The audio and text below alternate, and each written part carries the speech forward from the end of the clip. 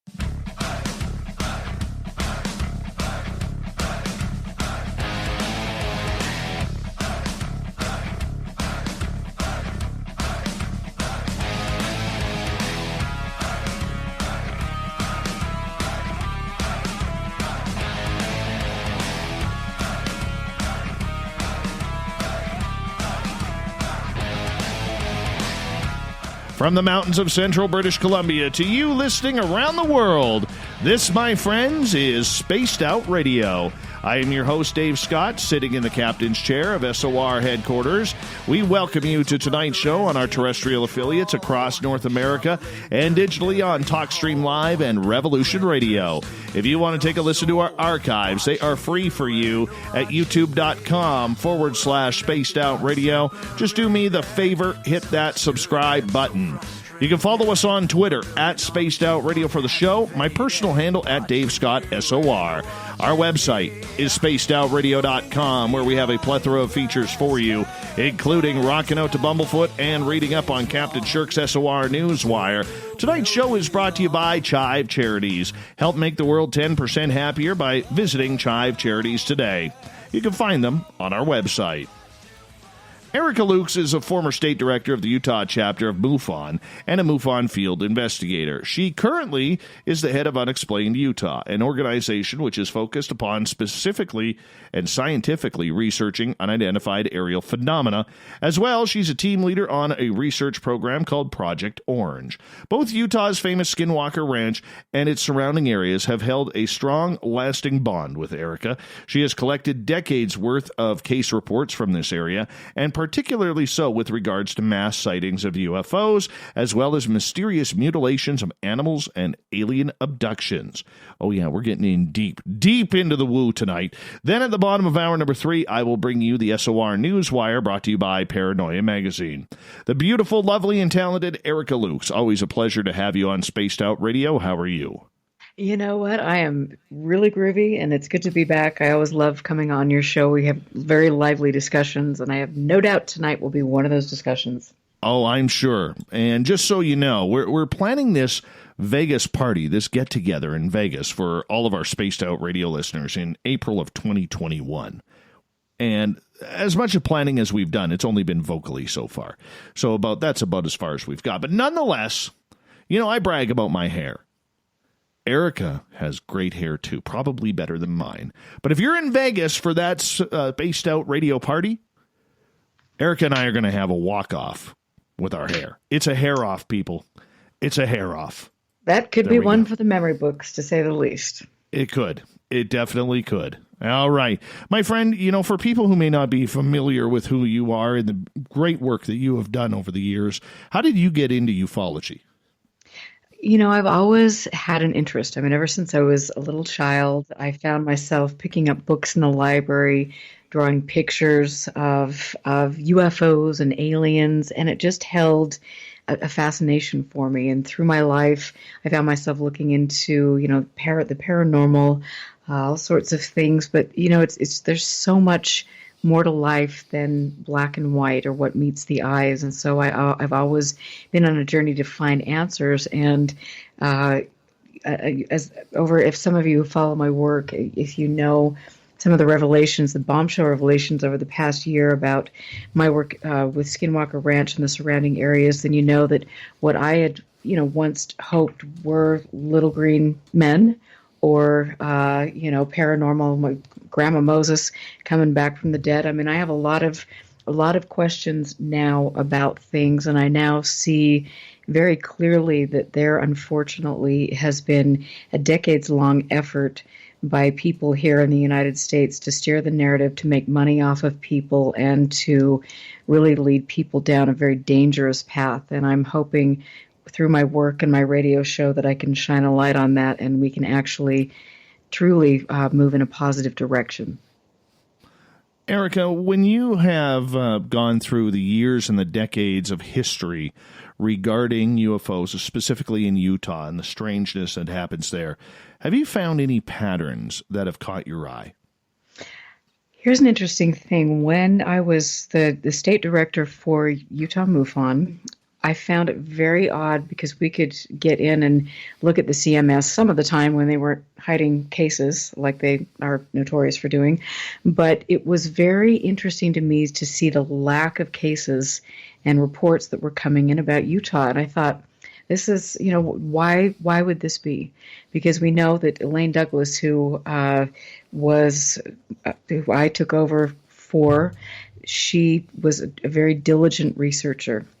And so I started to ask questions about that. And then we have the fact that Elaine Douglas, who has since passed away, but she was back in the old days when she was with MUFON, she was very alarmed about Robert Bigelow, about the fact that Robert Bigelow he did purchase MUFON. He purchased the database and had access to people's personal information, all of these sightings reports, and she raised the alarm bells. And subsequently, she wanted to reform MUFON because she felt that it was an organization where people were paying money to join. They were paying money to do the work. A handful of people was profiting, and witnesses' testimonies were compromised. Their information was compromised, basically. And so, it was just, I started to look at it because I wasn't able to find a lot of UFO data. And I started to look at the bigger picture. And then I also made the connections that there is a lot of military stuff going on in Utah.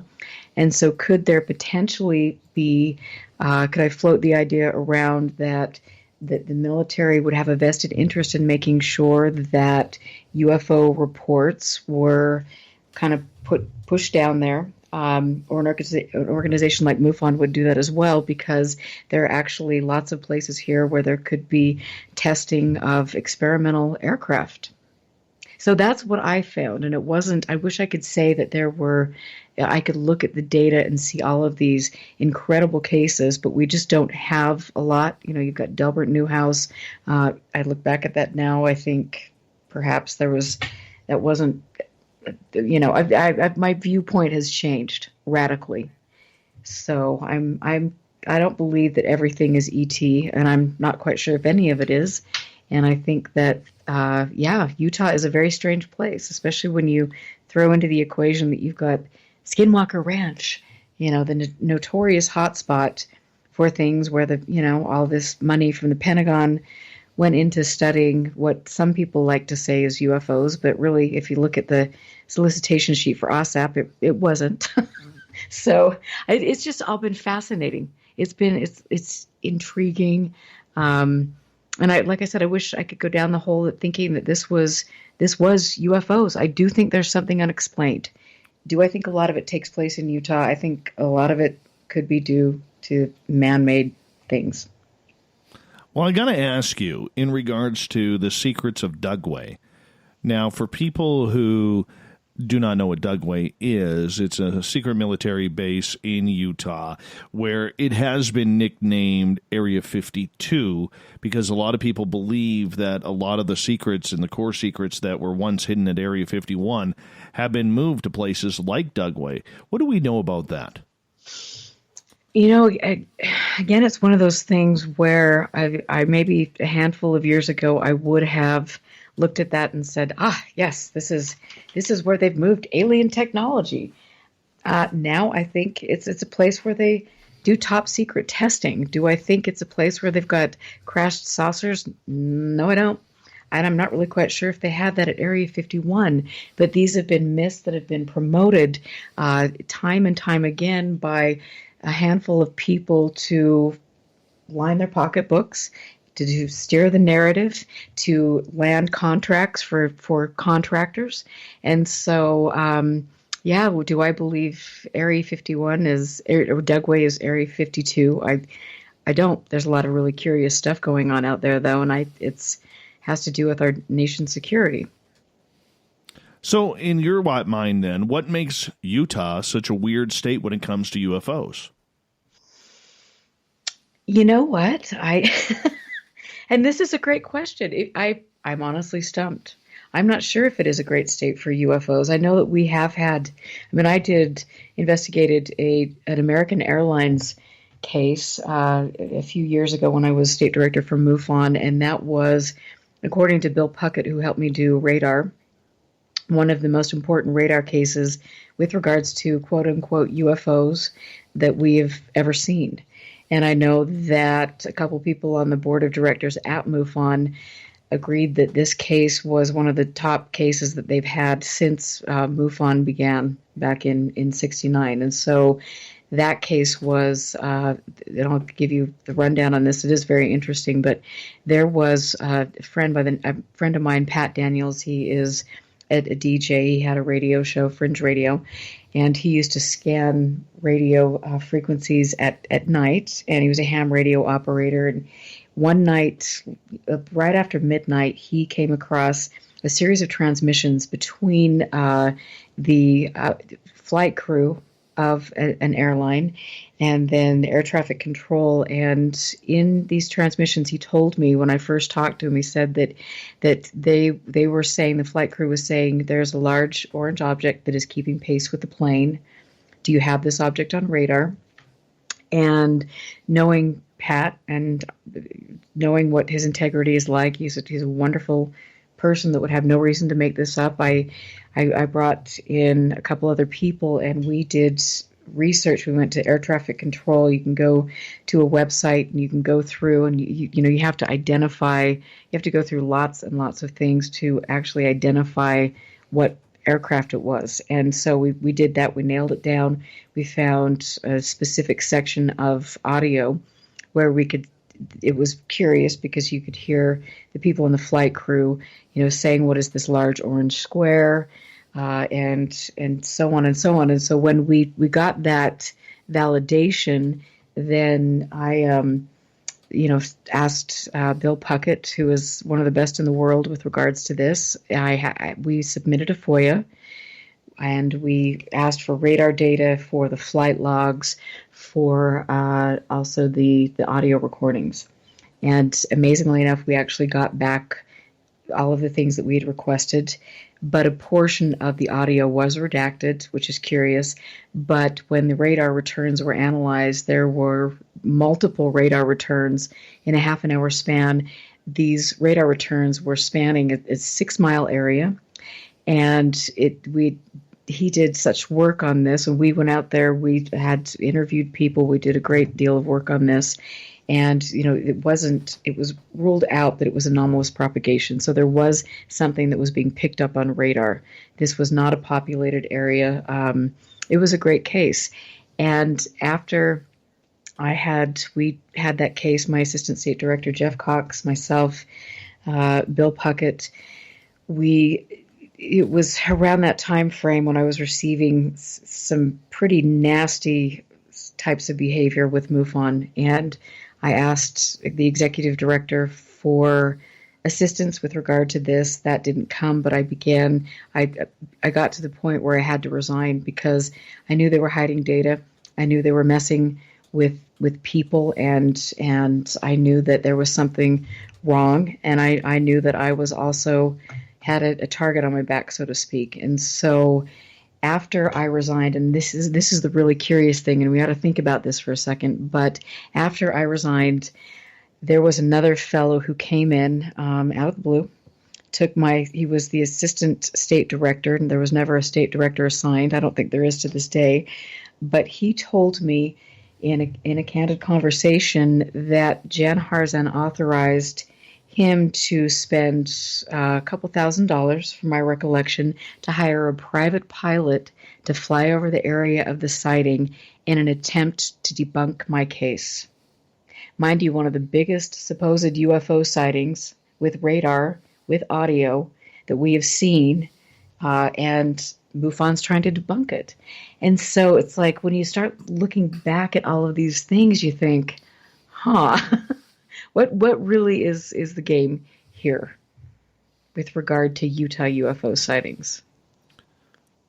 Do you think it's because of the strangeness that is involved around Skinwalker Ranch that maybe Utah gets a little bit, or people get a little bit paranoid about it?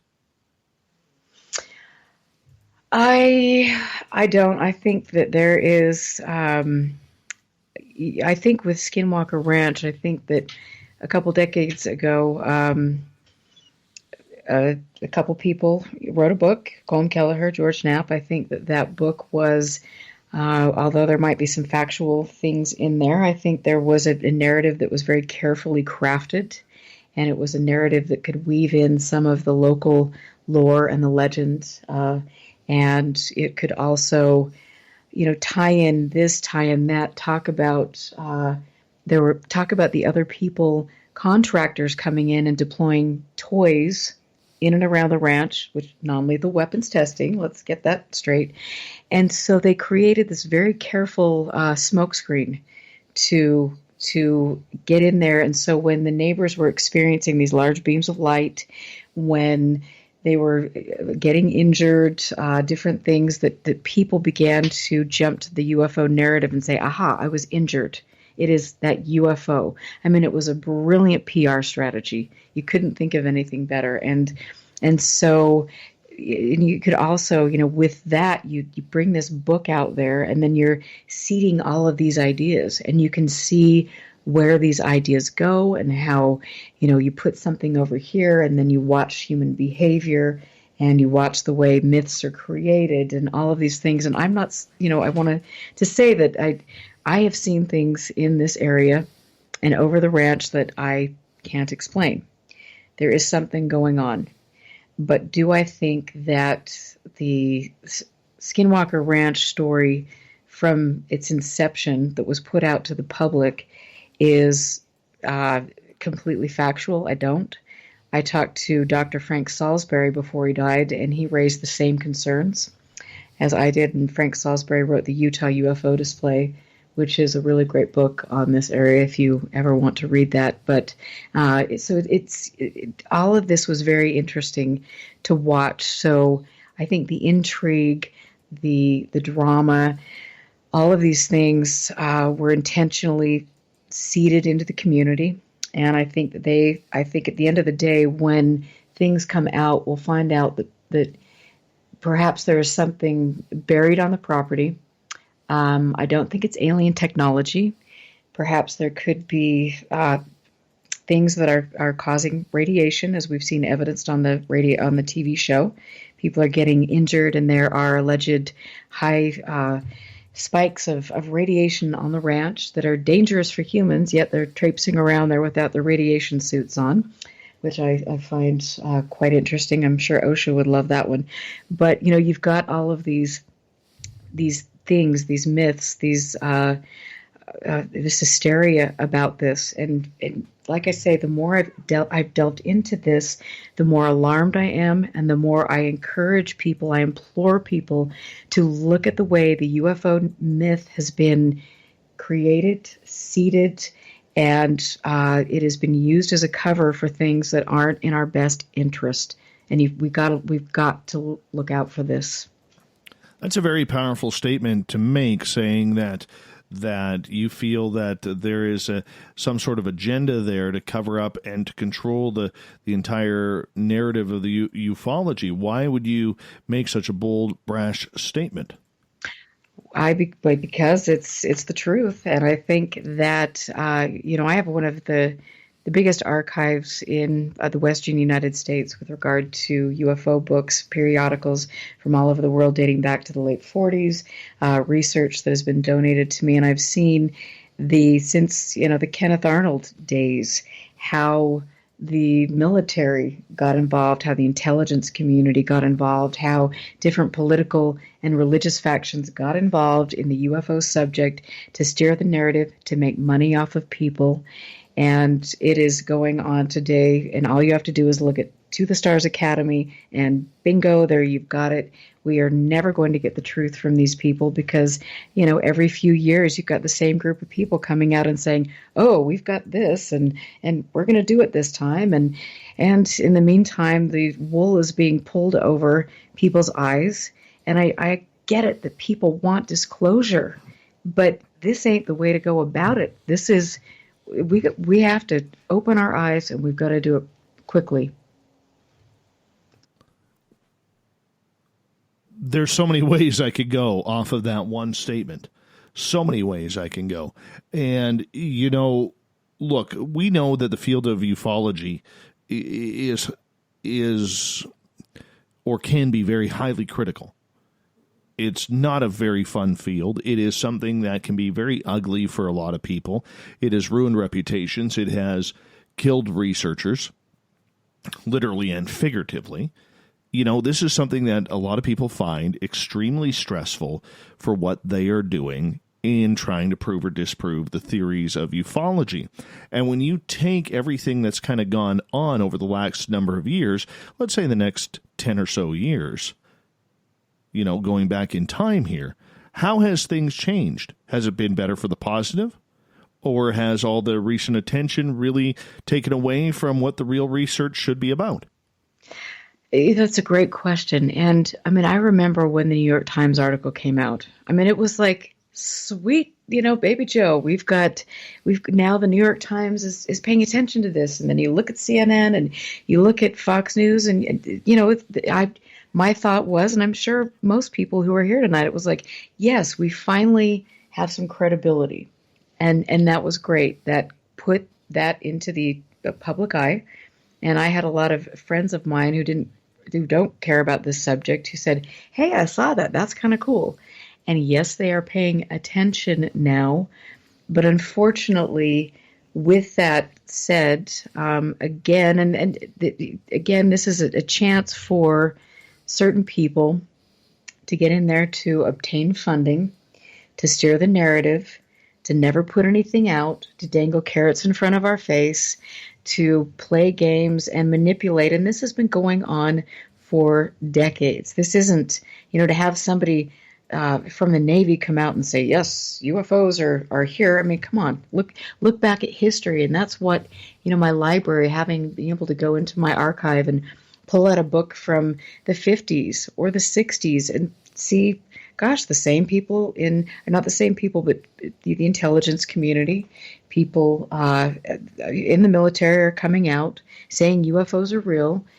But what is the end game? Because I don't buy it. I don't buy the narrative that is being put forward.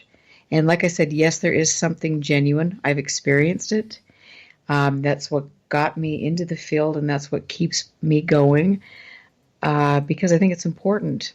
And we have places on the planet where they are doing good critical research. It is not in the U.S., and like I said, it will not. It's run far and fast from TTSA. Well, a lot of people already have. A lot of people will disagree with that. That's a highly controversial subject that we can get into before we get into Skinwalker Ranch, which we will get into quite a bit tonight here on Spaced Out Radio. We're going to go to break here at the bottom of the hour. Erica Lukes is our guest. Yes, we're going to be talking Skinwalker Ranch. We're going to be talking UFOs. What is going on in the field? Do we like it? Do we not? If we don't like it, what are we doing to change it? Can one person just make that happen? We'll find out more with Erica Lukes on Spaced Out Radio coming up.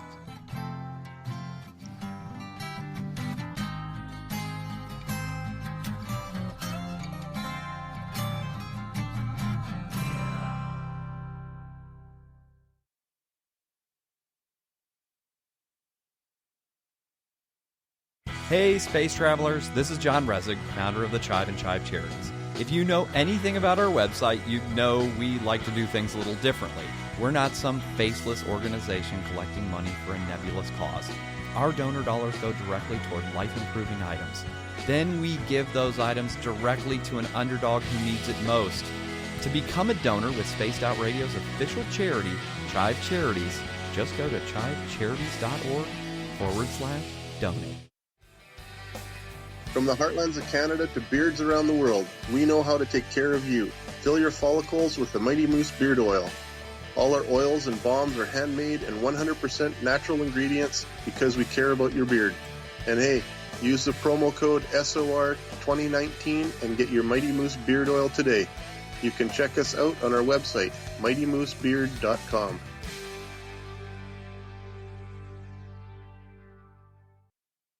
Hello, this is your guitar man, Ron Bumblefoot Thal, and I have to tell you, I love the response I get for Little Brother is Watching from Spaced Out Radio fans. It's amazing how music can inspire and make people think deeper about what's going on in the supernatural world. You can head over to my website, bumblefoot.com, to check out my music, my guitar workshops, my touring, even check out some of the hot sauces that I'm working on.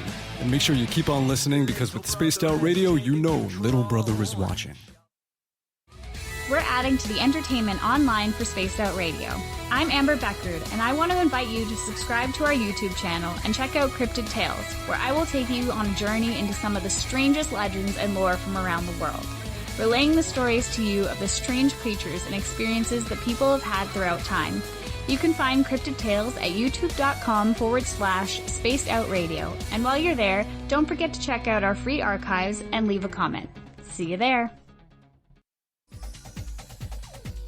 Hey everybody, the SOR Space Travelers is open. For just $5 a month, you can hang out with Dave and our crew privately in our members-only section. With your signing, you'll receive newsletters on what's going on with Spaced Out Radio. You'll have direct contact with the host during the show in our chat, live streaming videos, and a great forum for your posts and more.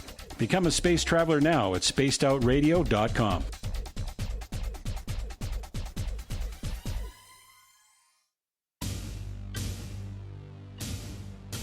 You wanted new SOR gear, and now you can have it. The SOR Vault is fully stocked with t-shirts, hats, hoodies, mugs, and everything in between, with great logos for you to choose from.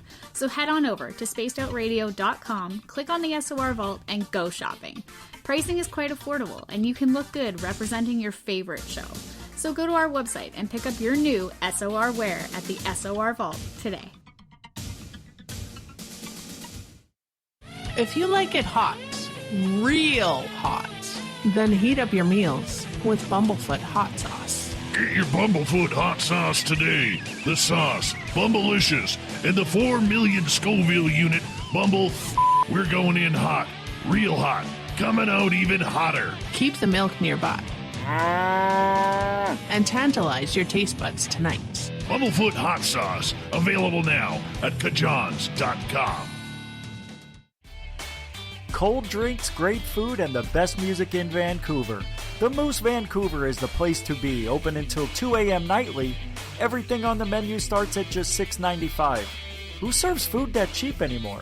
At the Moose, you'll never know who you'll run into. Rock stars, actors, athletes. It's the place everyone wants to be. So join us at the Moose Vancouver, the official party bar of Spaced Out Radio. Hello, space travelers. It's me again, Carl. Don't forget to join the Space Travelers Club for just $5 a month and follow Spaced Out Radio on Twitter at Spaced Out Radio. Our Instagram, Dave Scott SOR. Our Facebook page is Spaced Out Radio Show. Our archives are free at youtube.com/Spaced Out Radio. Come woo it up with Spaced Out Radio today. Bye!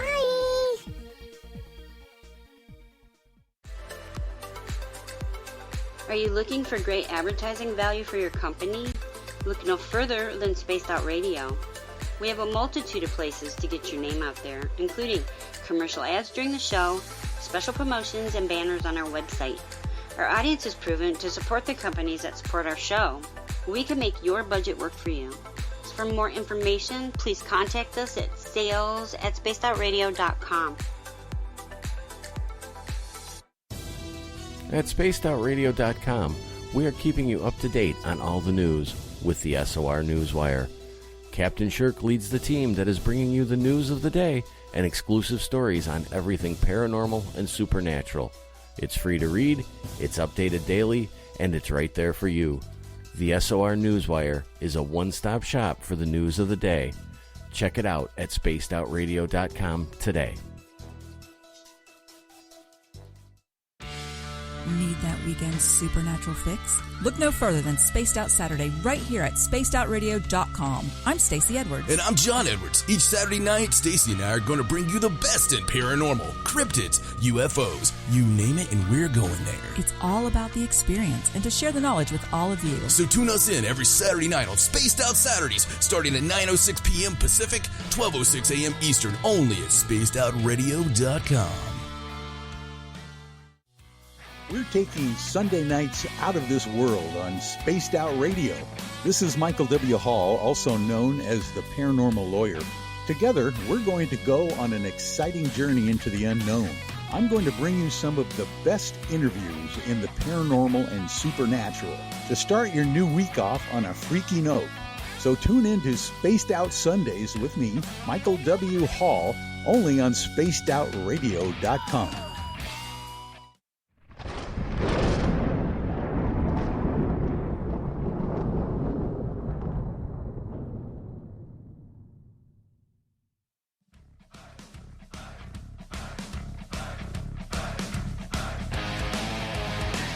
Welcome back to the second half hour of Spaced Out Radio tonight. I am your host, Dave Scott, sitting in the captain's chair of SOR headquarters. Thank you so much for tuning us in. I want to remind you that if you've missed portions of this show or others, you can check out our free archives at youtube.com/Spaced Out Radio. Just do me the favor, hit that subscribe button. Our website is spacedoutradio.com, where we have a plethora of features for you, including reading up on Captain Shirk's SOR Newswire and rocking out to Bumblefoot. Oh yeah, get your horns up for that one. Our Twitter handle at Spaced Out Radio for the show, and my personal handle at Dave Scott SOR. Give the time to follow us both. Tonight we are talking with Erica Lukes. We're getting into UFOs. We're getting into Skinwalker Ranch. We're hitting the full gamut tonight. Why? Because we can. Erica, thank you so much for joining us. It is always a pleasure, and I look forward to, again, very lively conversation. I'm sure this will be one that people are paying attention to. Oh, I think so. Our fans are spinning across North America saying, well, what is Erica going to say?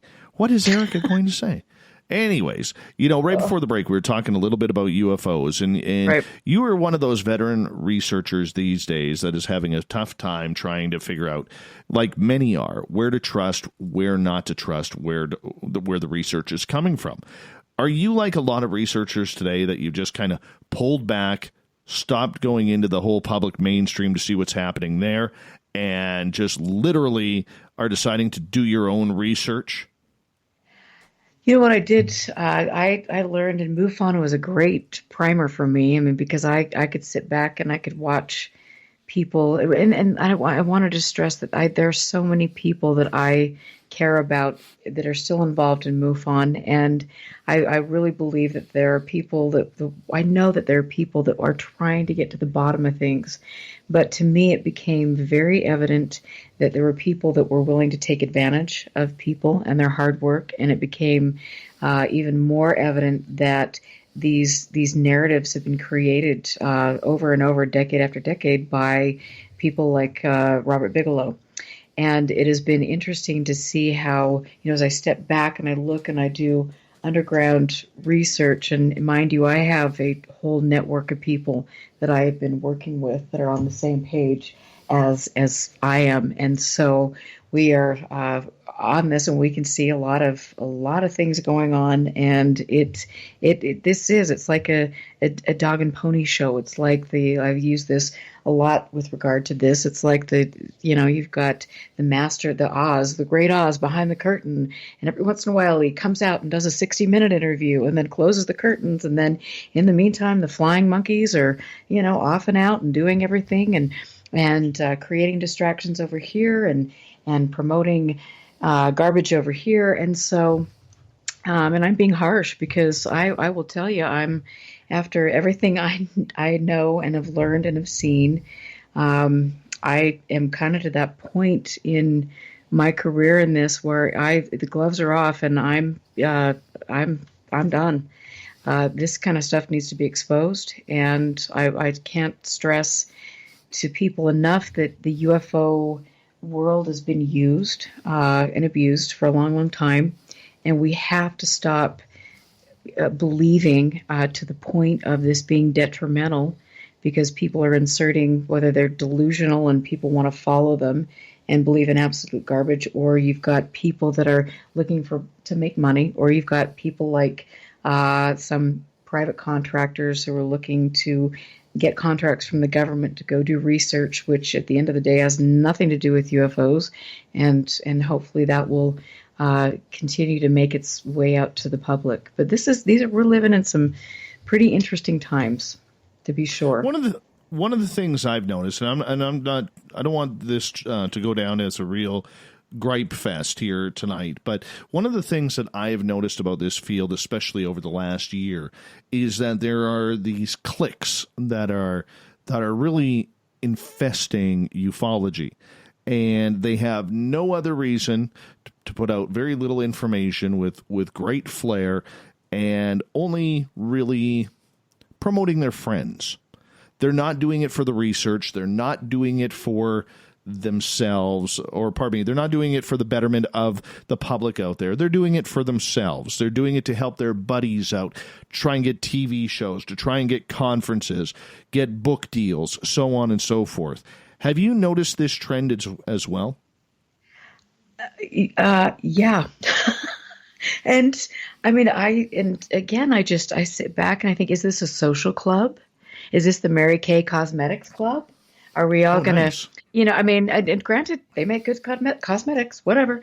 But I mean, it's like, who can slap each other on the backside, and who's going to be promoting what podcast, and who's going to be writing articles pretending they're journalists, even though they don't even have an idea what journalistic ethics are, or how to conduct good journalism. So yeah, I think that it is a social club. And that, that's all fine and dandy, because I've met people in the community and over my years doing this that I want to hang out with. I love and care about them very dearly. And it's fun. I like that. But would I just go out there and try to promote things and try to do things with the goal in mind that I need to be the most popular person on the planet, or get kudos from A, B, C, and D? No, I wouldn't, because there's something much more important going on here.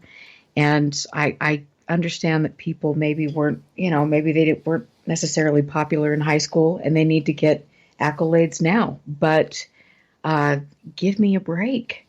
Wake up.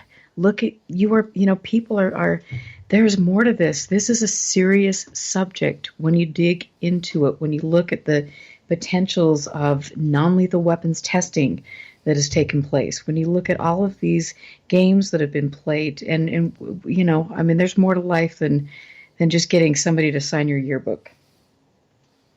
Wow. Back to high school. Throwing it right back to high school. I think the disappointing thing for me in watching this is there is so much talent coming up. Look, every year we're going to have new people coming in. Every year somebody's going to be able to get that scoop that we've been working years on, and it's going to be frustrating, and it's going to be a little bit tainted, and you're going to feel a little bit jaded. I've had that happen already in this field. I know you've had it happen numerous times where you've been working hard on a project and somebody else kind of steals the sparkle inside of that. And I get that, and I can appreciate that. What I don't like about this field is these cliques that are really, really starting to push their own agendas, to try and push their own way of thinking, and it's all about gaining their own popularity. Look, I do believe there is some very good work being done out there, even by a lot of these young guys who at first I was highly critical of, but the more I've watched them and the more that they have matured, I think it's fair to say that, they're separating the wheat from the chaff, as many people say, if you're like 65 years and older. But nonetheless, I really do believe that these cliques aren't about trying to solve the mysteries at Skinwalker Ranch. They're not about trying to solve the mysteries of UFOs. They don't care about the technology. What they care about is getting their name out there, getting themselves on these television shows. I mean, that's what I find extremely frustrating right now, is where are we supposed to be going with this field? And have we taken a step back, Erica? You know what? I think we have taken many steps back. And it's been a downhill trend since the late 60s, to be honest with you. I think back, when NICAP was around, there were actually some investigators that had yes, I think it was much better back then. I think, unfortunately, though, like I said, some of the same players that are involved now towards the end of their careers now because they're older, but they've been out there manipulating this for a long, long time. And so, and people now, because we've got the internet and social media, and people are going on to social media groups that, first of all, they haven't checked out. Second of all, half the people in there are fake profiles, and they're being fed information that, they're getting little bits of information to steer the narrative, the direction of the conversation. It's really dangerous. And then you have the people who just want to have a little giggle fest with their friends and act like they're in high school, and they're not willing to do good work. I mean, I was amazed a few months ago. There was after I started to really uncover some of the things about Skinwalker Ranch that I did with the Bigelow days, I was amazed that there were a bunch of pictures going around with people, and they've got the Bass credentials, and the people in the field that, whatever. Maybe some of you remember that, but everybody was joking, and it was like big smiles. Ha ha! Look at me with my Bass credentials. And I just remember taking after a specific person that was doing this. And I said, what are you thinking? Do you understand the allegations and the implications that have come out now? This isn't a joke. And it's like, a momentary, oh, and then, everybody's back to the same old thing. And it's like, I get that we all need to believe. Everybody, we all have things we need to believe in. But at some point in time, we need to step back and look at things that are really important, especially when there is the potential that people are being hurt, people are being manipulated, and good critical work on the subject is not being done. And so I think, those are my feelings. Can you tell I'm spicy tonight? You are a little spicy, even though my hair is nicer. But nonetheless, we're moving on here. It's not my fault. It's not my fault. You went and hid beauty products for your hair today. Well, and I might never ever tell you what they are. Well, okay, maybe on the break. You cheated. But nonetheless, it's okay. It's quite okay. Erica Lukes is our guest tonight on Spaced Out Radio. We're talking UFOs and Skinwalker Ranch. We're going to get heavy into Skinwalker Ranch coming up here at the next hour, in hour 2. I want to ask you, Erica, for the sake of our fans, we love a good story around here. Which UFO story have you covered over the years that to this day either scares you, either freaks you out, or maybe brings that emotion to you because you just couldn't figure it out, or it was just so weird that it just didn't make sense? Oh boy, you know what? There have been several different, lots of different things that have happened. I've had personal experiences. In fact, I had one, like I was mentioning, when I went up to interview Junior Hicks, which was a very telling interview. He lives up in Roosevelt, Utah, and most people will know his name from Skinwalker Ranch over the decades. But I had a sighting outside the ranch there that was pretty interesting, and I think it concerns me now because I am now questioning whether that was actually man-made technology or if that was the phenomenon. I'm definitely leaning towards man-made technology, and I'm also thinking that is, what are the health implications? So that's my scary UFO story, which I know has nothing to do with aliens. Dang it. Okay, so in all the stories that you covered, all right, is there a moment where you have said, this is unbelievable? Have you had that close encounter that you just couldn't figure it out? I have, like I mentioned before in the first part, I've had experiences that I still to this day am trying to explain, and that's what brought me here. And for me, though, I have to say that when I had one experience in particular that I'm thinking of, I never felt threatened. It was a sense of awe. And when you look, and I think this is an important point to make, when you talk to people who've had experiences, most of them have really, it's a positive thing. It isn't a threat.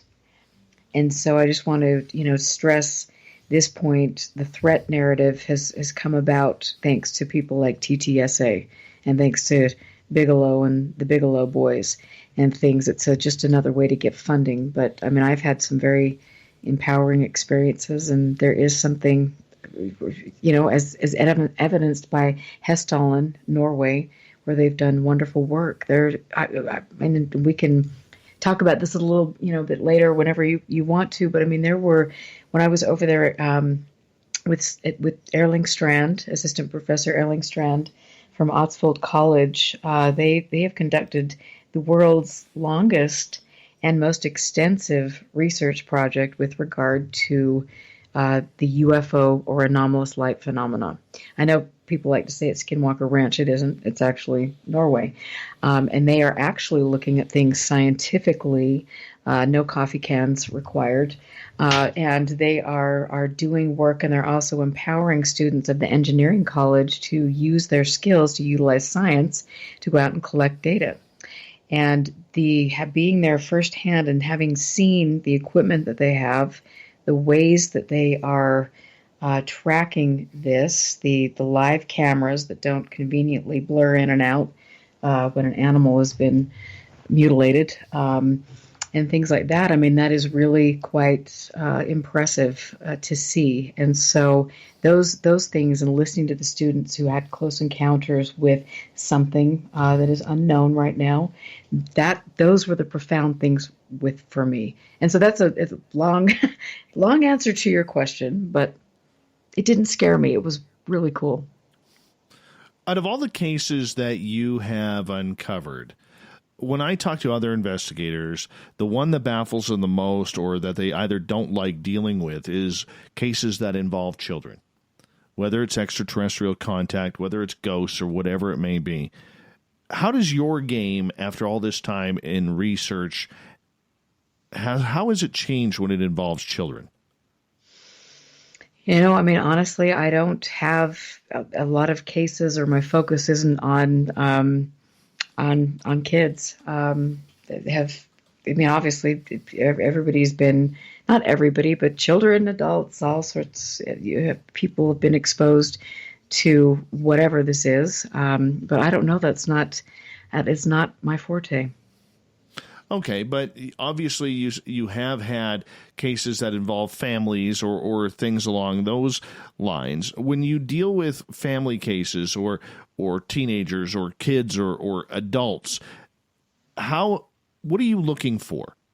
Are you just looking for the story of what they experienced, or are you looking for the story that they have tried to uncover, or are you looking to see if they've been giving anything, downloads, any type of instrument or anything like that? You know what? I mean, since the kind of the gist of my research has pulled away. I mean, I once was, and I once was on the abduction research team for MUFON.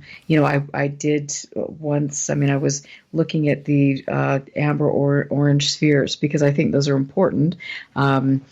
For multiple reasons, but I mean, I kind of pulled away from that. But what I have done over the years is taken specific families and I've looked at and documented their sightings. I have videotaped things, and what I do is I keep doing that, and so it's a continual process of gathering information from families, from witnesses over the years, making sure I'm keeping, looking at different things that are happening in the environment, looking at where they're located, looking at the people they've been in contact with, because I think that is really important, especially now given some of the Skinwalker stuff, and you see the same people that are contacting witnesses, and conducting, doing MRI studies, certain things.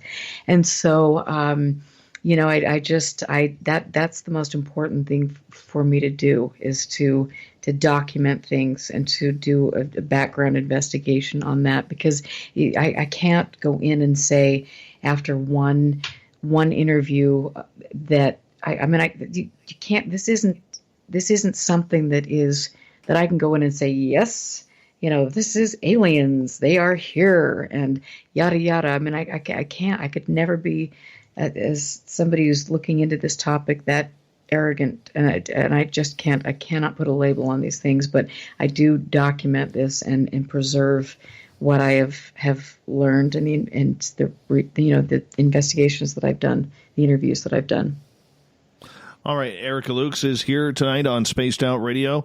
We have about 2.5 minutes here before we have to go to break at the top of the hour. I got to ask you, as we start to turn towards Skinwalker Ranch, what attracted you, outside of your husband, by the way? We'll get into that strange story. Yes. What attracted you to Skinwalker Ranch when you first learned about it? Of course, the Hunt for the Skinwalker. I mean, that was, everybody's read that book. I mean, this is the stuff of legends, blah, blah, blah. And so, of course, there was that, the fact that it's 2 hours away from me, and all of these things. And so, like I said, that myth was very carefully crafted and put out there to the public. And so, as being involved in documenting and preserving history, looking into cases in Utah, I, of course, had to get involved in that. And let me tell you, I'm not quite sure if I'm glad I did, but it's certainly been a real trip from day one on. So, do you remember the first time you heard about this strange ranch in the Utah desert? You know what? I heard about it, oh my Lord, it must have been, it's been over a decade ago. At least. And I was at a meeting. We were talking about the ranch. We were talking about some strange goings-ons.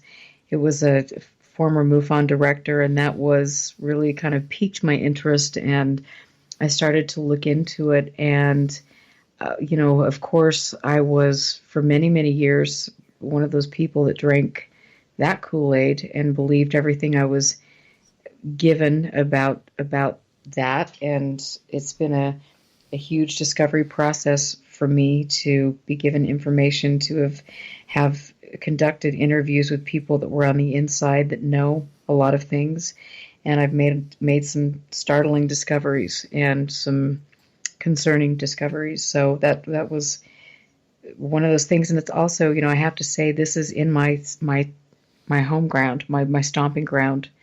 And for me, when there are things, red flags that you look at, and I think this new show has highlighted that when you've got dangerous radiation levels don't just start and stop here. There are people that live around the ranch that could be potentially affected by that, suffer health implications. And so, I have an obligation, I think, as a citizen. We all should have that obligation to get to the bottom of things, especially if there are implications that people could be exposed to radiation. I mean, come on. Well, we're going to get more into Skinwalker Ranch, the history, where it's going today, the transition from the greatest mustache in billionaire history, Robert Bigelow, to Brandon Fugel, and more Skinwalker Ranch talk coming up with Erica Lukes in Hour 2 of Spaced Out Radio.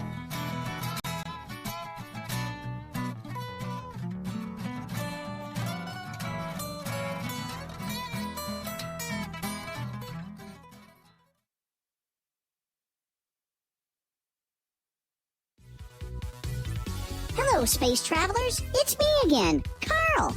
Don't forget to join the Space Travelers Club for just $5 a month and follow Spaced Out Radio on Twitter at Spaced Out Radio. Our Instagram, Dave Scott SOR. Our Facebook page is Spaced Out Radio Show. Our archives are free at youtube.com/Spaced Out Radio. Come woo it up with Spaced Out Radio today. Bye! We are scouring the world for the most intriguing stories of your day. Take the time to read up on the SOR Newswire, where our team, led by Captain Shirk, will deliver to you some of the best paranormal and supernatural news, along with some stories that will blow your mind from the weird to the wacky. It's the news outside the news that piques interest, and that's what we're looking to deliver to you. The SOR Newswire, only at spacedoutradio.com. Are you intrigued by Paranormal Talk Radio? You'll love the new Paranormal Radio app from TalkStream Live.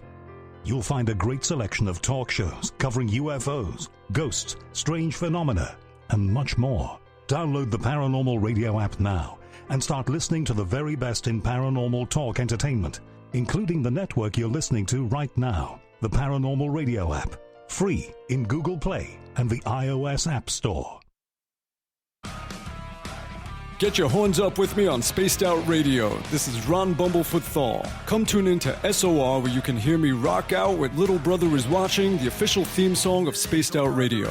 And then come on over to bumblefoot.com, where you can find out about my tour schedule, my music, and everything else. Bumblefoot.com keeps you up to date on what I'm doing and the best way to stay in touch with my music and music camps. Sign up for my newsletter at bumblefoot.com, and remember, Little Brother Is Watching. Are you an experiencer of something strange that can't be explained? Do you want help finding out what's going on? I'm Ryan Stacy, head of the Experiencer Support Association, otherwise known as TESSA. We've teamed up with Spaced Out Radio to investigate cases filled out in the SOR Sightlines report.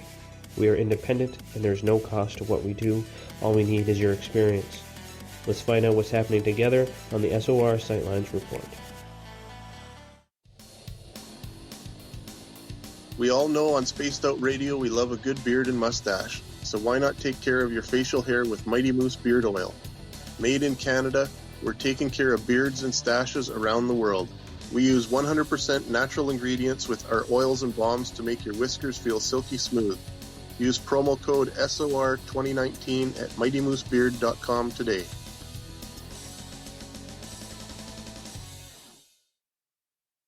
Hi, this is Amber Beckrud, and I want to invite you to subscribe to our YouTube channel where we store all of the SOR show archives for free. And as an added bonus, every 2 weeks I'm posting brand new content on Cryptid Tales, where I will get into some of the spookier legends and folklore from around the world and tell the stories that go with them. Find us at youtube.com/Spaced Out Radio and check out Cryptid Tales today. Drop a comment and let me know what you want to hear. See you there. Looking for creative ways to get your company out in the public? How about advertising on Spaced Out Radio? Our sales department is waiting to hear from you, and we can work around any budget. From commercial spots to banners to special promotions, there are many opportunities to get your name and product out to our SOR listeners. For a price guide and more information, please contact us at sales@spacedoutradio.com. I'm feeling a little spicy tonight. What to do? What to do? Why not get Bumblefuck? 4 million Scoville units of pure hard rock. Bumblefoot hot sauces come in 3 flavors. The burning Bumble. Tone it down a bit with Bumblicious and throw the sauce on everything. Spice it up. Bumble me, baby. Bumblefoot hot sauce. Get it today at kajans.com. The SOR Vault is open for business, and do we have some cool swag for you to pick up?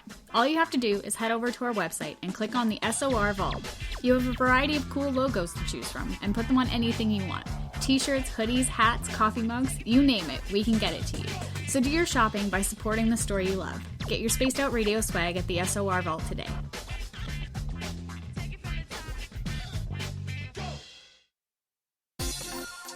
For the price of 1 cup of coffee a month, you can become an SOR Space Traveler. The Space Travelers Club is a place where you can interact with other listeners, either live during the show or on our great forum. We want your stories, pictures, comments, and ideas. You'll get live video streams, exclusive content, and be a part of our newsletter. Stay in touch with everything SOR.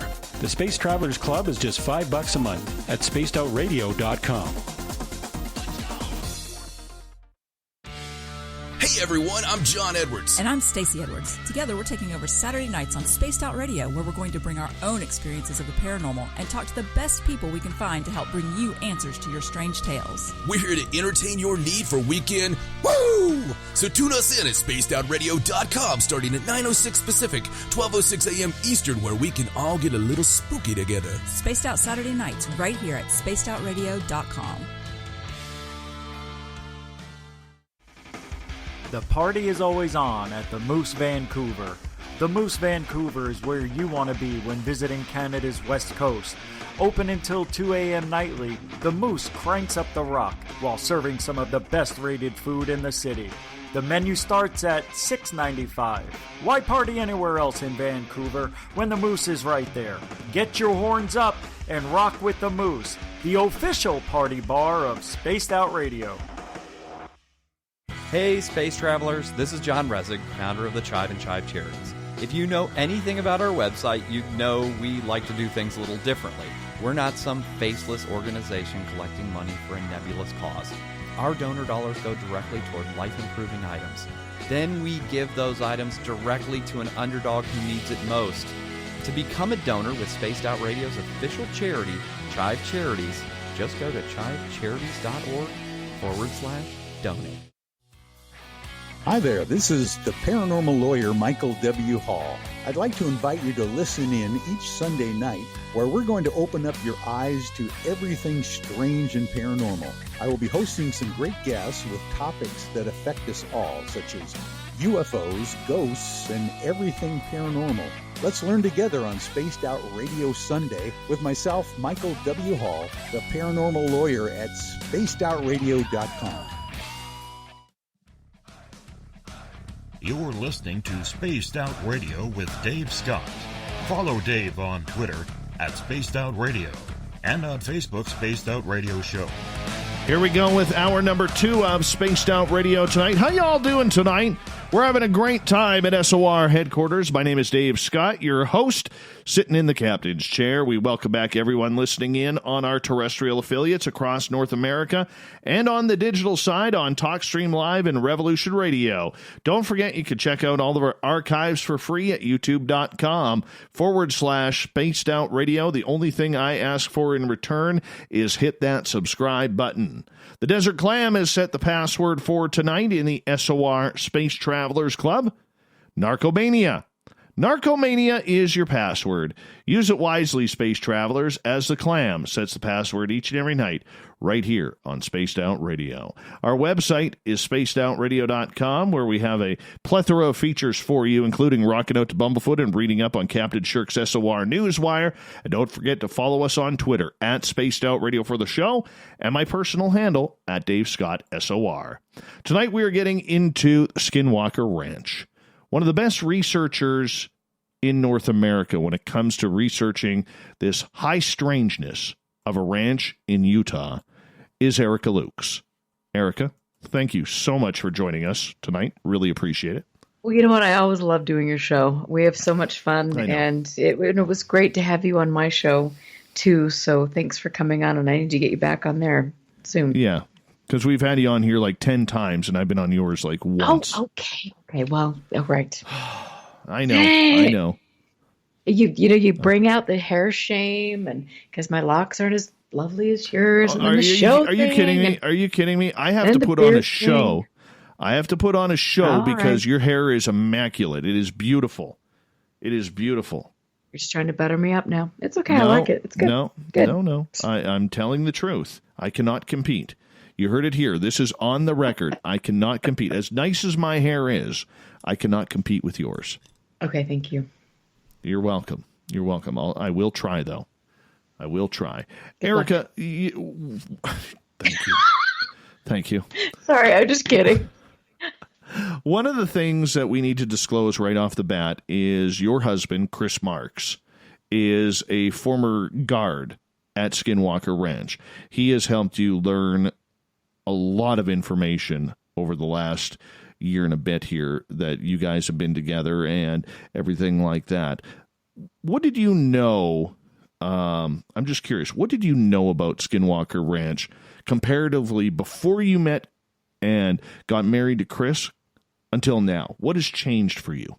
And that's a great question. And I just want to clarify that Chris was, obviously he was doing security, was the only person out there sometimes, or maybe another colleague would be out there with him, but he was also doing investigations on there. He's military police and has investigated a lot of things over the years, so he's incredible.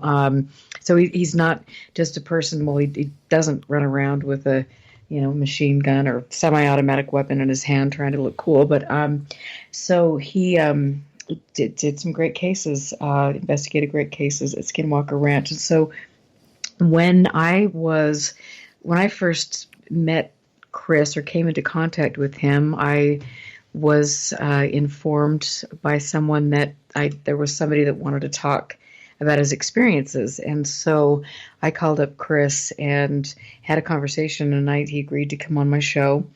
And he had mentioned, and he has mentioned this on my shows, if you listen to UFO Classified, you can hear this because it's an amazing process that both of us have been on. But, he was talking about watching a documentary that was made. And when he was watching this documentary about a ranch that he spent more time on than most people living there, going out to the middle of these locations that not only you have the threat of predators in the area, those wild dogs, we've seen what they can do. And then you've also got some of the bizarre things that were happening there, different things. But he would go out there and sleep in places without a tent by himself. He knew every inch of that ranch. And he also worked for Robert Bigelow and interacted with him frequently, interacted with Colm Kelleher. He was, if you want to talk about somebody that was behind the scenes, that had a look at all of this was him. But he was very disgruntled at the way the ranch was being portrayed, because it was all about the threat and the UFOs that were coming down, and they were exposing people to harm and causing these injuries, MS, blah, blah, blah, blah, blah. And it made him angry enough to want to come forward. And so we talked about that, and we spent a lot of time talking. And eventually fell in love and got married. But it was an interesting process because I have interviews, and they're all available on UFO Classified from day one, where he believed in Bigelow. He thought Kelleher, he thought they were all great because he didn't have all of the information.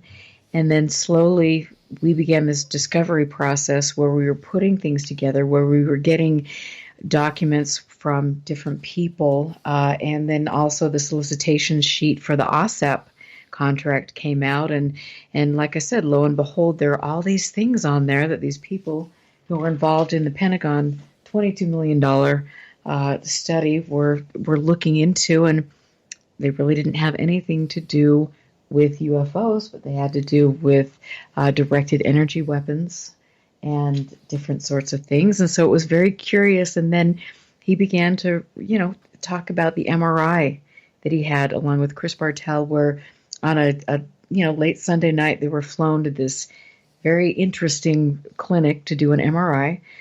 And then also other people that were on the ground at Skinwalker Ranch were asked to do urine tests. They were asked to, a lot of people, the people that I've interviewed were asked to do MRIs. There's more than Bartell and Marks. And then there were statements from people that I began collecting that were specifically saying that Bigelow forbade the NID scientists to go on the property.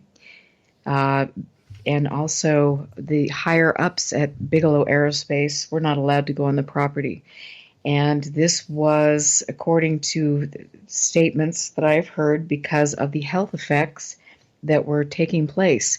And he did not want any of the upper echelon to become involved or to have to experience these health effects. And it is interesting to note that, some of these people include Dr. Eric Davis, who specifically gave this to me in writing, and he mentions that Bigelow did not want them to go there. And it's interesting, you're conducting this research project, and you're supposed to be boots on the ground, but how many times do these people actually step foot on the ranch?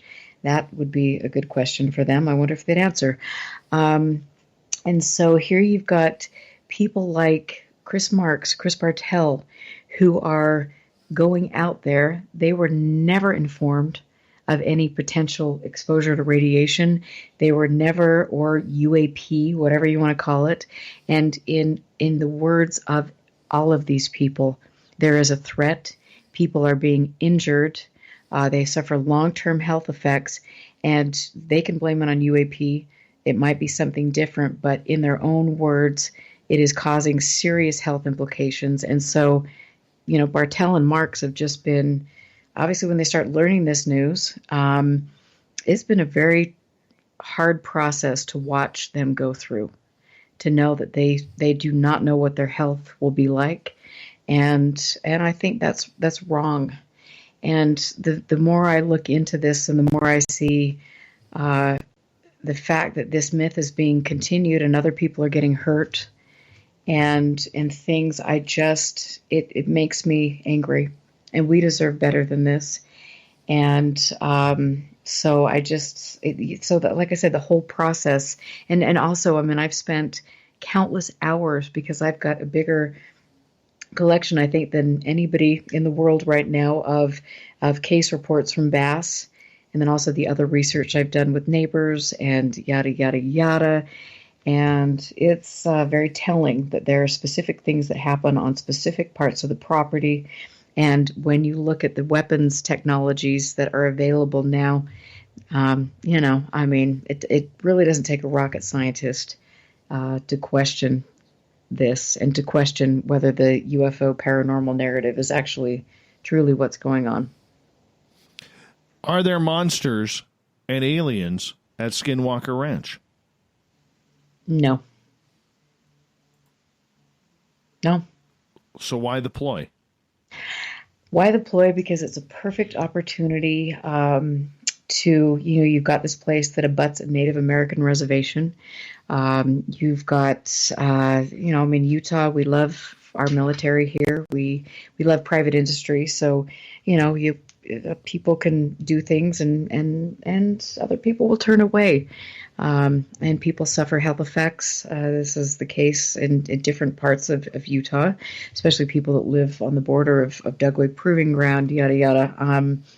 But here you've got this place where people did take a scenario that, you can put in place people that have clearances, security clearances, people that are in the military, people that have been exposed to certain conditions.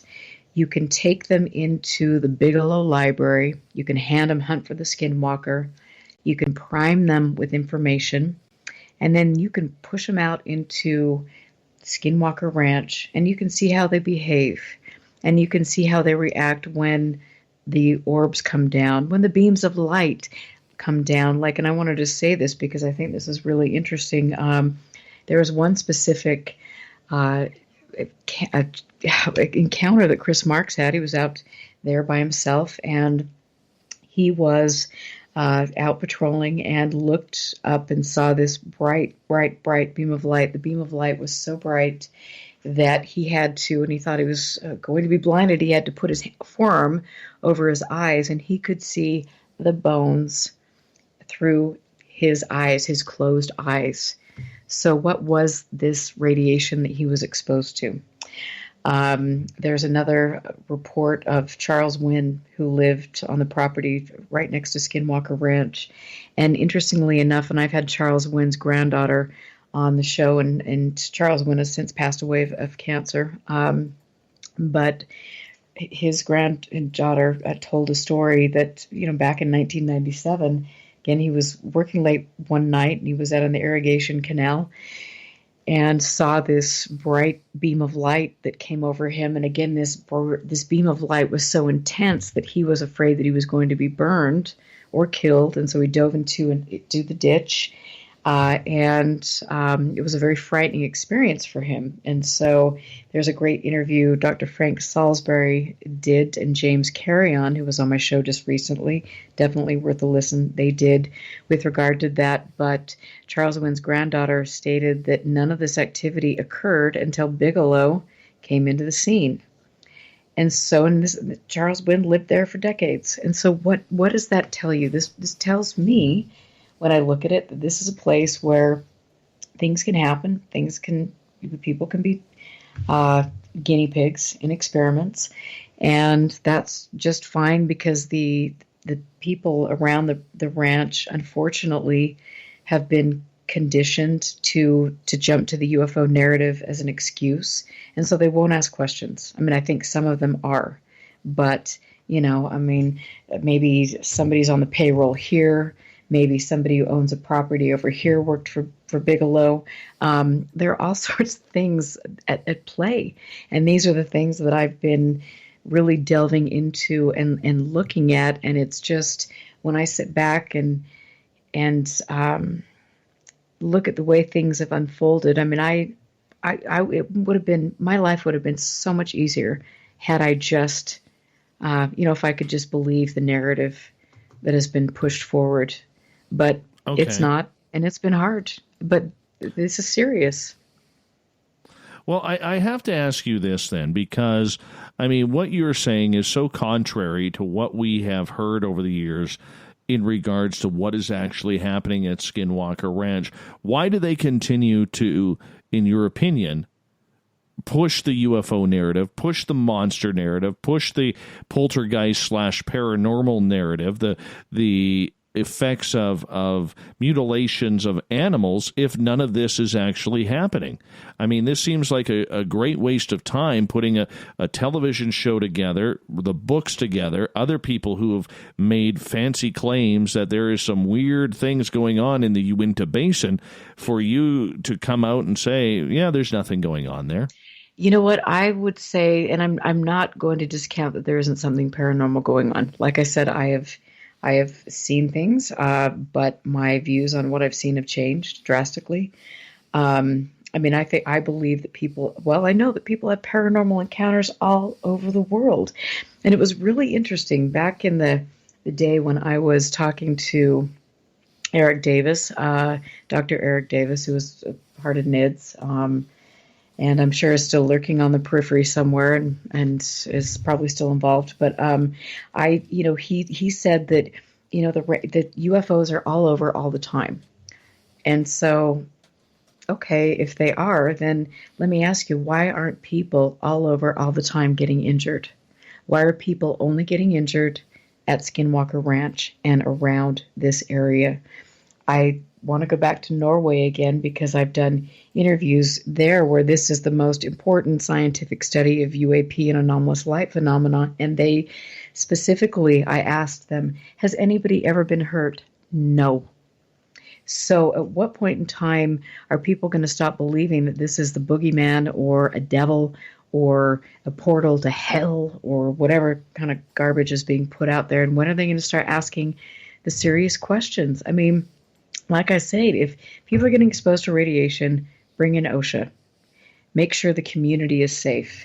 Do the things that you need to do. Give the people that were on the ranch for 6 years and potentially exposed to things, UAP, non-lethal weapons testing, you name it, give them the answers. I mean, it comes to the point where, and I think I'm just to the point where I'm done with this, but people are being hurt mentally, physically, and enough is enough. So, like I said, I think, now we've got the new TV show, and Brandon Fugel is the new steward of the ranch. And is also good friends with Bigelow. And so, my question to him on social media the other night was, it was Chris Bartell had asked some questions about the radiation and things. And I said, maybe you could help us get the information on the radiation and what Bigelow found out about that. That's what, Chris Bartell and Chris Marks deserve. But, we'll see where that goes. Is the new steward of the ranch willing to be forthright and willing to help these people? Or are we going to continue to see the same old story being pushed out and given, especially tonight's episode? I mean, I think this for me is where I just said enough is enough. I mean, come on, how many mutilated animals can you have? And I wanted to, if people have seen the show, I mean, last week we had a baby llama who was, conveniently, there was footage of something attacking the baby llama. And there are reservation dogs. There are dogs that are around there. Multiple people have seen them multiple times. They take after livestock. But, of course, I mean, maybe we'll see the resolution of that in some of the further episodes. The bones that were discovered in the cellar, what were those? I've done lots of investigating, and people that I've talked to that have lived in the area have given me some pretty interesting ideas on what they might be, and the radiation. I mean, come on now. I just said I'm done, and give me some answers. If you care about the community, if you're not going to take money from the government, if this is private research, which Bigelow claimed for a long time, mind you, this was all private research. And then the first 5 seconds of the show, they're talking about a 20-year government-funded study. Well, things aren't adding up. I don't know. Okay, so what's not adding up to you? What questions are we not asking as we got about 2 minutes to go before we got to go to break? Well, I would say, what questions aren't we asking? What is the motivation?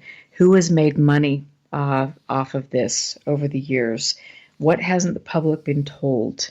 We look at the cattle mutilation pictures that are so that have been put out there to the public time and time again. Did those pictures of those cattle mutilations take place on Skinwalker Ranch? If they did, show me the evidence. There are lots of questions we need to be asking. When Chris Marks was there and Chris Bartell, there were no mutilations on the property. So according to Linda Moulton Howell, there's an uptick. So we'll see where that one goes.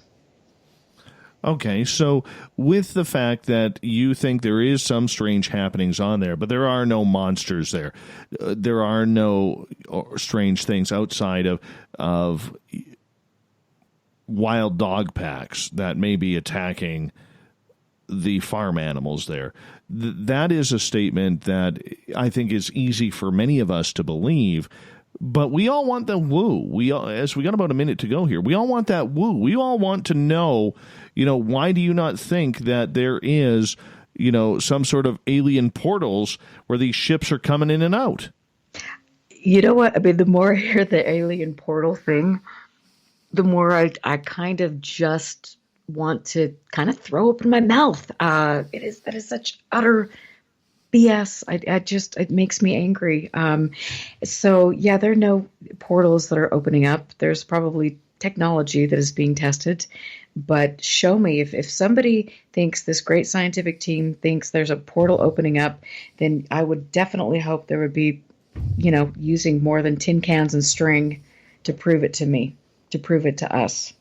We deserve that. And so, and like I said, there are, we'll talk about this when we get back, but I mean, Chris Marks had some very intriguing experiences there, and looking back on his experiences, now he doesn't know what he was dealing with. But let's find out about those experiences when we come back. Erica Lukes continues her chat on Skinwalker Ranch here on Spaced Out Radio, coming up after the break.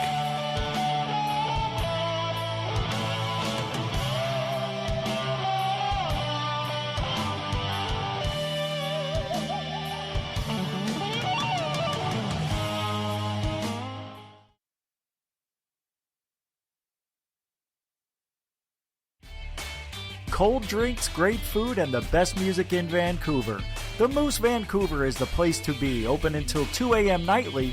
Everything on the menu starts at just $6.95. Who serves food that cheap anymore? At the Moose, you'll never know who you'll run into. Rock stars, actors, athletes. It's the place everyone wants to be.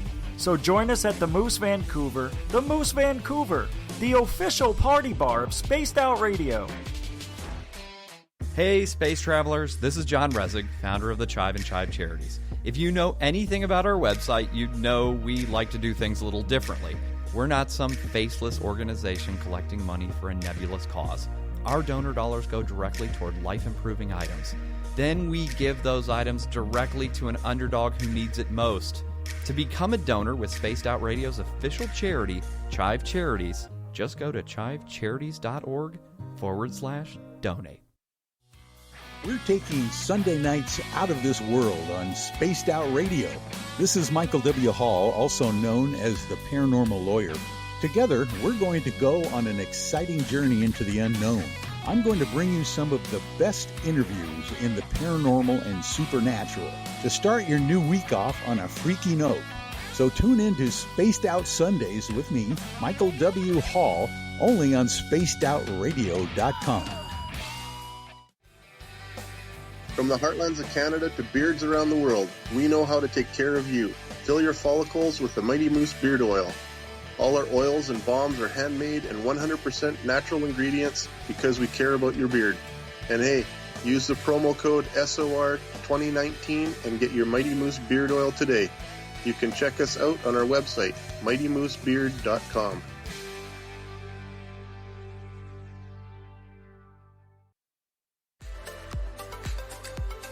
Are you looking for great advertising value for your company? Look no further than Spaced Out Radio. We have a multitude of places to get your name out there, including commercial ads during the show, special promotions, and banners on our website. Our audience is proven to support the companies that support our show. We can make your budget work for you. For more information, please contact us at sales@spacedoutradio.com. At spacedoutradio.com, we are keeping you up to date on all the news with the SOR Newswire. Captain Shirk leads the team that is bringing you the news of the day and exclusive stories on everything paranormal and supernatural. It's free to read, it's updated daily, and it's right there for you. The SOR Newswire is a one-stop shop for the news of the day. Check it out at spacedoutradio.com today.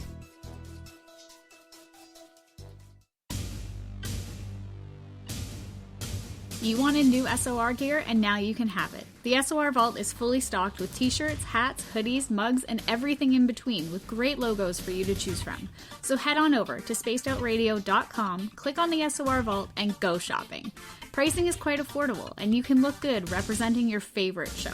So go to our website and pick up your new SOR wear at the SOR Vault today.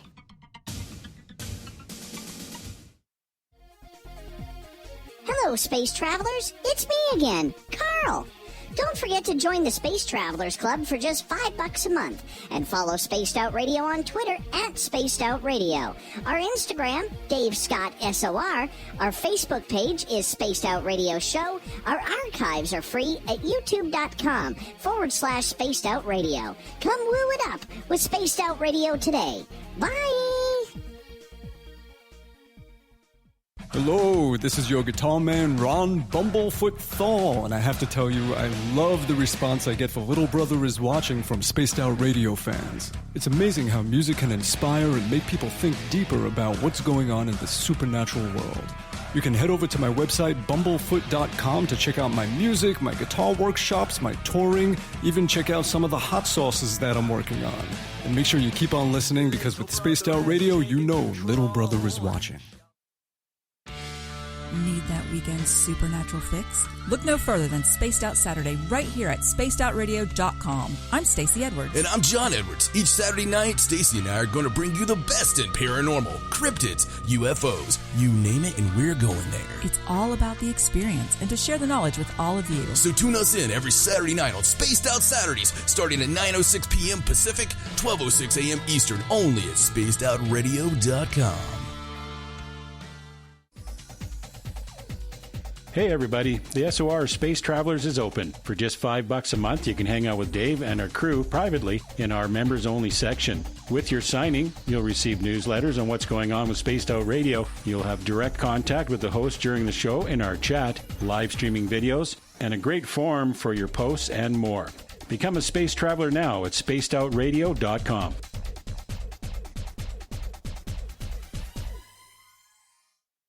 If you like it hot, real hot, then heat up your meals with Bumblefoot hot sauce. Get your Bumblefoot hot sauce today. The sauce, Bumblicious, and the 4 million Scoville unit Bumble. We're going in hot, real hot, coming out even hotter. Keep the milk nearby and tantalize your taste buds tonight. Bumblefoot hot sauce, available now at kajans.com. We're adding to the entertainment online for Spaced Out Radio. I'm Amber Beckard, and I want to invite you to subscribe to our YouTube channel and check out Cryptid Tales, where I will take you on a journey into some of the strangest legends and lore from around the world, relaying the stories to you of the strange creatures and experiences that people have had throughout time. You can find Cryptid Tales at youtube.com/Spaced Out Radio. And while you're there, don't forget to check out our free archives and leave a comment. See you there.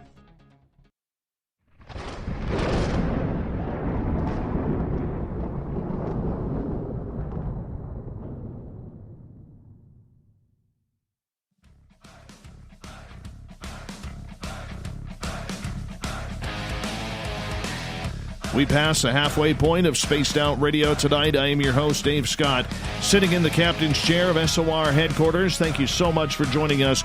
Really appreciate you all taking the time to tune us in. Hey, I want to remind all of you that if you've missed portions of this show or others, you can check out our free archives at youtube.com/Spaced Out Radio. Just do me the favor, hit that subscribe button. Our website, spacedoutradio.com, where we have a plethora of features for you, including rocking out to Bumblefoot and reading up on Captain Shirk's SOR Newswire, which is updated daily. And follow us on Twitter, at Spaced Out Radio for the show. My personal handle, at Dave Scott SOR. Tonight we are talking Skinwalker Ranch. Are there really aliens, paranormal, and monsters running around? According to Erica Luke, she's breaking our hearts when it comes to the woo, but that's okay. She says, something's going on, just maybe not everything. Erica, welcome back to the show.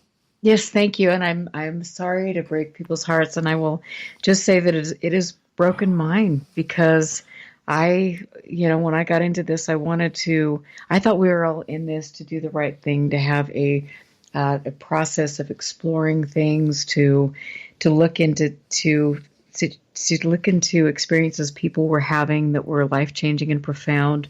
But unfortunately, what I found was something much more sinister, and that has been a hard thing for me to deal with personally, and to watch Chris, to watch his colleagues. It's not easy, but it is critically important that people understand what's going on, because we will never get to look at the phenomenon, researching that, unless we peel away the garbage that we have been that has been put in front of us in the United States for decades. So just think of it as empowering. It's disappointing, but it's empowering. All right, let's get to some audience questions here.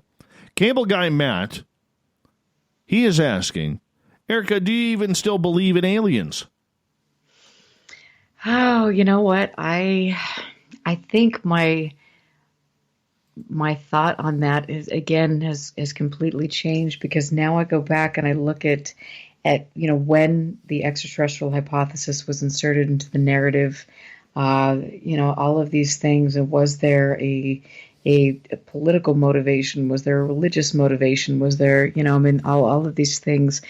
Do I believe that there is life out there on other planets? I do. I mean, this is everything is so vast. Do I believe that there are things that are interacting with us, around us all the time? I do, because we just, we as human beings, we tend to look at things in a box, and we're very arrogant. And what we know now, it means that we are superior, but there's so many things we don't have answers for.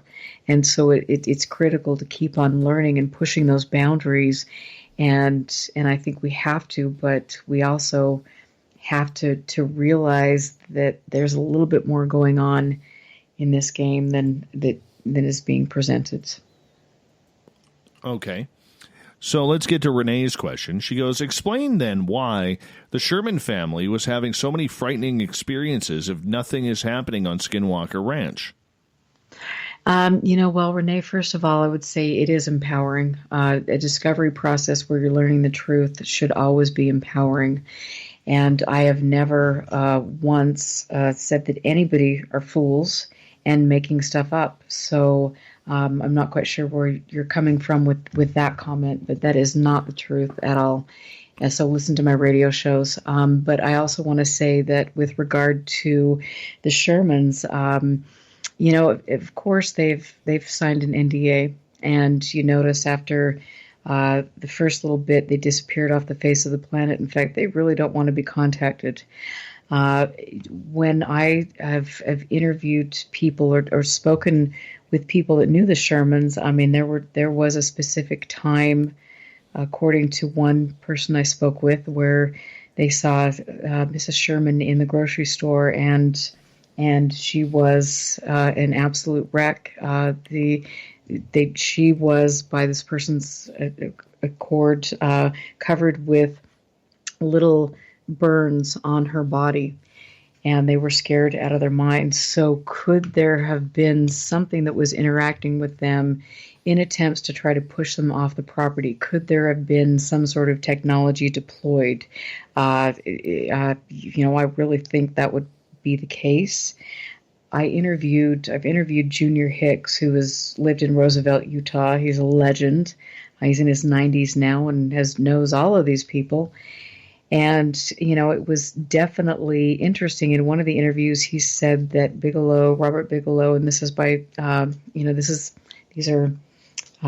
is somebody saying this, so just to put that out there, but that Bigelow was maybe responsible for having Mrs. Sherman removed from her office, from her position at her job, and was trying to keep Terry Sherman on the ranch to present a certain narrative. So I believe there's a little bit more to the story than is being presented. And, again, I will say, Renee, I wish this wasn't happening, but we need to look at all of this, and there is more to this story than meets the eye. So, yeah, I think there's much more to the Shermans than we know. I'm getting little bits and pieces of information. Chris Marks just said that the Shermans were the first victims of the OSAP contract. Yeah, I think that is it. That is in all likelihood the case. So sorry if that news is rough for some people. All right, let's move on here. And Greco has a question. What was your first clue that the Skinwalker Ranch stories were over the top? Oh, I mean, it was a series of things. And I think the most memorable thing, and I'll never forget sitting at my computer and talking to Dr. Frank Salisbury, who did extensive research on the Utah UFOs. He wrote a book called The Utah UFO Displays, where he used some of the cases of Junior Hicks in the book. And I actually had the privilege, and hopefully when the quarantine, when the world gets back to normal, I'll be able to go up there and spend more time. But I spent days up at the University of Utah Special Archives, and I went through, he has 70 boxes of correspondence of his research over the years and his research into the Uinta Basin and Skinwalker Ranch. So I really, it was a fascinating thing for me, especially to see some of the correspondence between him and Dr. Jacques Vallée and other people in the field. But I remember talking to him. I was sitting at my computer desk, and I asked him about the book that put everything on the map, and he said that he felt very strongly that a lot of that was fictionalized for a specific effect. And I just remember sitting there and hearing that and thinking, no, this guy is crazy. Seriously. I kind of took a step back and I did not want to believe that. I didn't, because we're told things, and then we think that we're part of this community that's bringing a story forward, and we're all part of this exploratory process. And when you get hit in the gut with something, it's not pleasant. When your belief systems at the times are challenged, it takes you back a bit. But as I began to put pieces together, do research, to look into the backgrounds of the people that were promoting stories, look at the way the events unfolded, look at the narrative. There were so many questions that it really it dumbfounded me. And then by the stroke of luck, Chris Marks and I began talking and eventually got married. And it's been so interesting, because we went through this discovery process, and this was something that has been broadcast on all of our radio shows, and you can go back and listen to that. And it's like all of you who want to believe, who want to think this narrative that you've been presented is true. You go back and you listen to the first show I did with him, and you see how he went from here to here, just like I did, and it has not been easy. But, so I don't know. I mean, I don't know, Dave. The whole thing has been, it's been hard, to say the least. I can hear that. I can hear the emotion in your voice with that. And, just to add to that, previous to Chris, you had one thought of Skinwalker, and that was figuring out what the hell is going on. And then after you get together with Chris and you learn all of the inside information that he had regarding working at the farm or the ranch, whatever you want to call it, that just had to blow your eyes wide open to the point where you were just mesmerized by learning, okay, what the hell is the truth? What is really going on?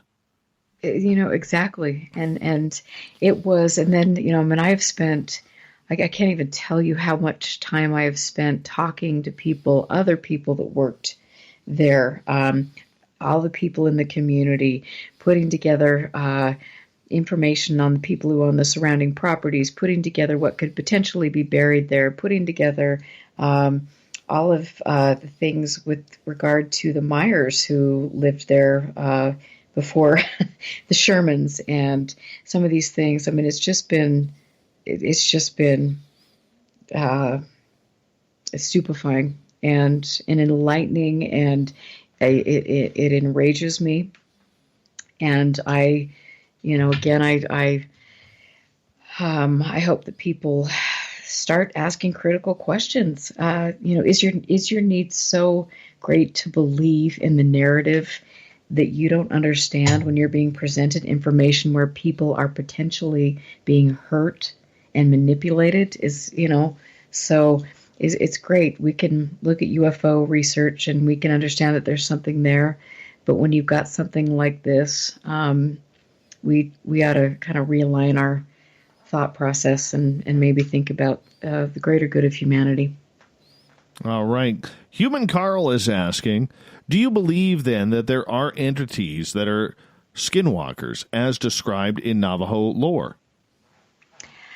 That again, that's a great question. I have a friend of mine who is Navajo, and I have spent many a night with him talking about this and talking about his personal experiences, and he absolutely feels that he has had encounters with that. I've talked to multiple people over the decades that do. I think that there are things that are taking place around us all the time that are incredible.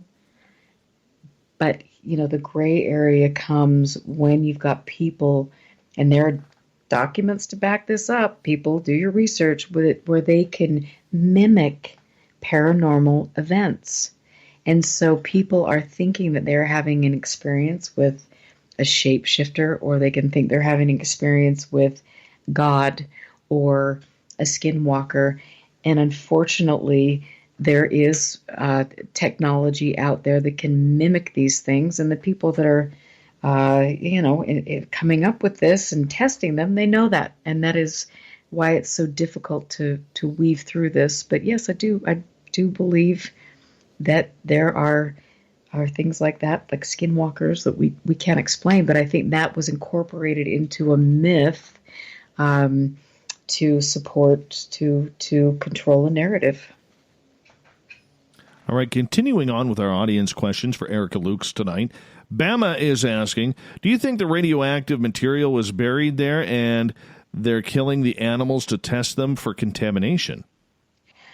That has been the great mystery of cattle mutilations, and that has definitely been something that has been thrown out there, I think, by a lot of different people. In fact, Dr. Eric Davis, again, I have his statement, and he's been, it's public, that they felt, the NIDS team felt that the cattle mutilations were part of a secret operations, covert operations to test animals for different things. It is interesting to note that Dr. Colm Kelleher wrote a book called Brain Trust, and he was looking into prion disease and things. And when you look at, if you go to skinwalkerranch.org, there are a handful of research papers from NIDS, which back in the NIDS days before BASS, they were supposedly, allegedly going to be giving information out to the public with all of their research. But of course, that didn't happen. But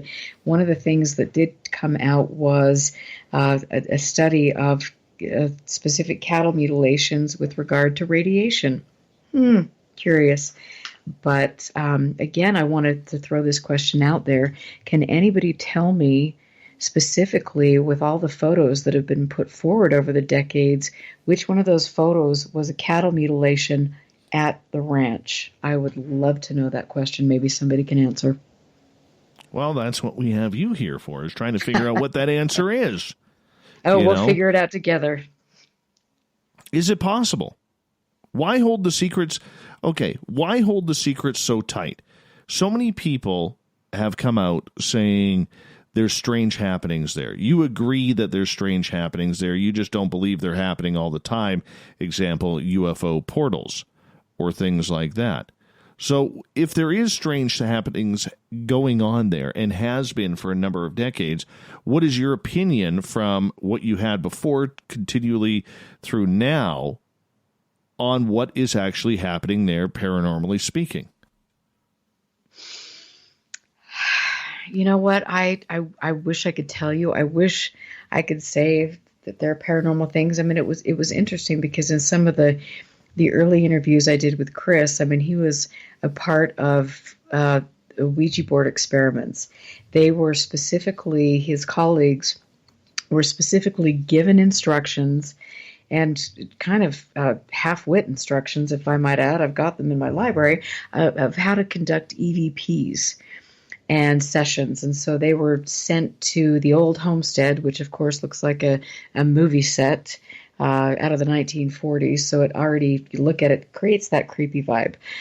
So you're already primed, good to go. But they went out there and they conducted these EVP experiments and asked specific questions, and they were told to record, but they were also told never to play the recordings back, and those recordings were sent straight to Bigelow. And so, you've got, and at the time, I think the people that were involved in this, because they'd read the book, because they were primed with information, they were thinking that even though they were actually good investigators, and when you look at their reports, they weren't putting anything in other than the facts, but, there was a little bit of this, okay, this could be paranormal. But, like I say, there are specific places on the ranch where specific things happen time and time again. And people say it's not repeatable. That's a load of nonsense. It is repeatable, and they know it. And that's why they sent Jason Vigato out there during the Bass days to hook up a daisy chain of computers to test EM pulses, and that repeated time and time again. So it is repeatable. But anyway, I mean, it's just the whole thing is I don't know. It makes my head hurt some days. Leah is asking, what do you think, Erica, of all the light anomalies coming from the ridge going up to the sky? I think there's several things that could be at play. I know that there were times when the people that were working for Bass, that were out there day and night, when they would shine specific lights up into the atmosphere, and people were taking videos and photos of this, and that was actually, they were saying that this was some sort of portal, but it was actually a high-powered flashlight. So you've got that. You've got the fact that maybe there could be some sort of testing. I don't know, but at the end of the day, I mean, there are people who are research experts in the field, and they should be pretty darn good at identifying what these things are, or maybe give us a little more insight than we've been getting, clearly. Erica Lukes is our guest tonight on Spaced Out Radio. Joey in our Space Travelers Club has a question for you. He is asking, Erica, has your research led you to look into nearby Bottle Hollow? It has, not with great depth, because I've been so focused on specific things, but I do hear Bottle Hollow is an interesting place, and so I will, that will be next on my list. And if anybody has any information with regard to that, or anybody lives in the area and wants to contact me, you can find me on Facebook. That's important. I've reached out over the years to many people in the community and continue to find more people as time goes on, so I can document what's going on, and we can all try to figure this out together. But yeah, Bottle Hollow's close to the ranch, so what other wild? We've got about a minute here. What other wild animals outside of a wild dog pack are there in that particular area of Utah that would harm farm animals? Mountain lions. Chris would, when he was on patrol at night, he would have to, coyotes, they would have to take, if he, was the biggest thing for him, and why he would be armed when he was going out there, because of the animals, the wild animals. And so, and to put things all on the table, I mean, Chris is on record talking about an encounter he had with a pack of wolves out there, and that's interesting. Again, listen to my show. What that was is beyond all of us at this point. We're kind of scratching our heads on that, but I mean, there's a lot of wildlife out there, and I think anybody that lives in that area knows that. And so for anybody to jump to make this some sort of mysterious thing where these animals are being found dead, and which I have to say, I really don't need to watch a TV show and see animals that are baby llamas that have been mutilated. I mean, seriously, come on now. And then next week you've got a dead cow, and we're gonna show the vet with a piece of dead tissue in its hand. I mean, I'm not quite sure who thought that was good TV, but it's not me. But I want to get to the mysteries of things. And like I said, show me if there are bones in the basement. What are the bones? Where are they from? I think I have an idea because I've been doing research on that. What is taking place with the radiation? Give us some answers. Don't give us more of the same Bigelow narrative, because quite frankly, I think there are a lot of us who are done with that and asking serious questions of everything that we've been told. Erica, I'm going to get you to hold on right there because we're going to go to break here at the top of the hour. More Skinwalker Ranch talk with Erica Lukes coming up to kick off Hour 3. Then we're going to get to the SOR Newswire and the Thought of the Dave. Stay tuned.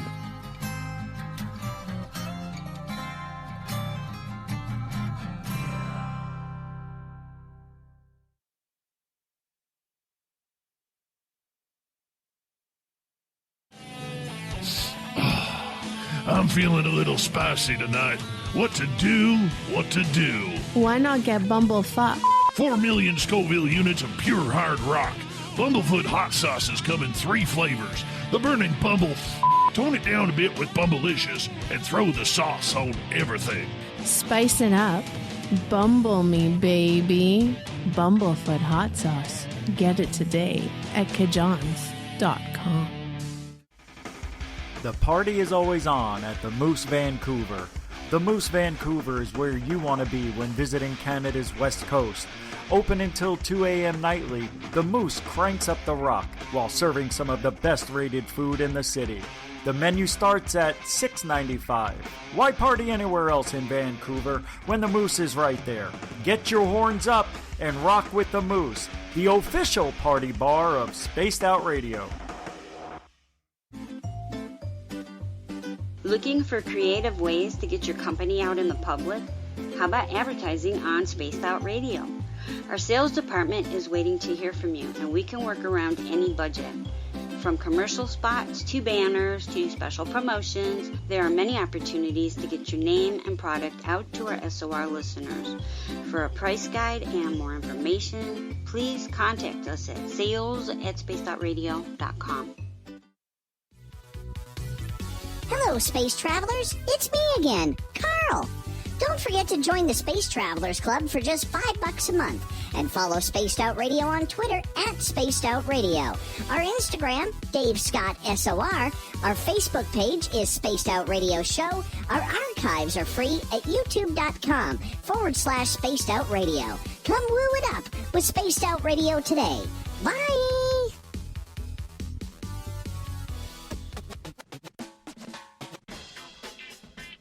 The SOR Vault is open for business, and do we have some cool swag for you to pick up? All you have to do is head over to our website and click on the SOR Vault. You have a variety of cool logos to choose from, and put them on anything you want. T-shirts, hoodies, hats, coffee mugs, you name it, we can get it to you. So do your shopping by supporting the store you love. Get your Spaced Out Radio swag at the SOR Vault today.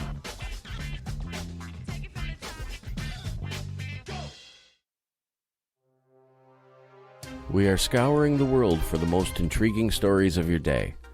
Take the time to read up on the SOR Newswire, where our team, led by Captain Shirk, will deliver to you some of the best paranormal and supernatural news, along with some stories that will blow your mind from the weird to the wacky.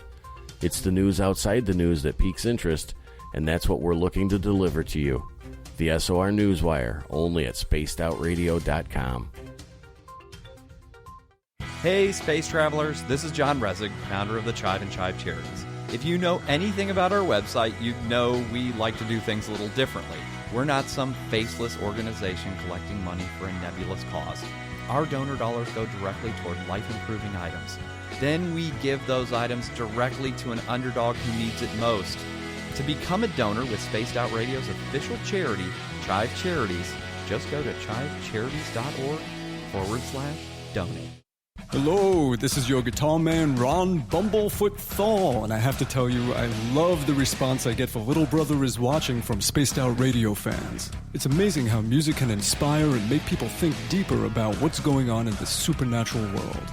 You can head over to my website, bumblefoot.com, to check out my music, my guitar workshops, my touring, even check out some of the hot sauces that I'm working on.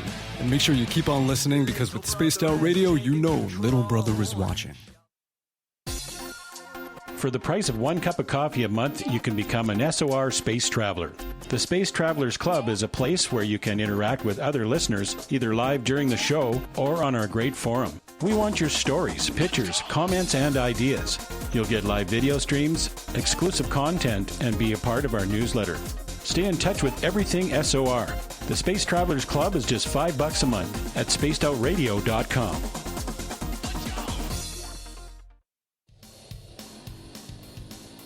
We all know on Spaced Out Radio we love a good beard and mustache, so why not take care of your facial hair with Mighty Moose Beard Oil?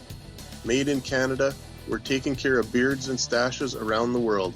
We use 100% natural ingredients with our oils and balms to make your whiskers feel silky smooth.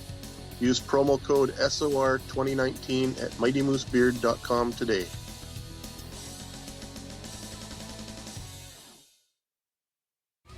We're adding to the entertainment online for Spaced Out Radio.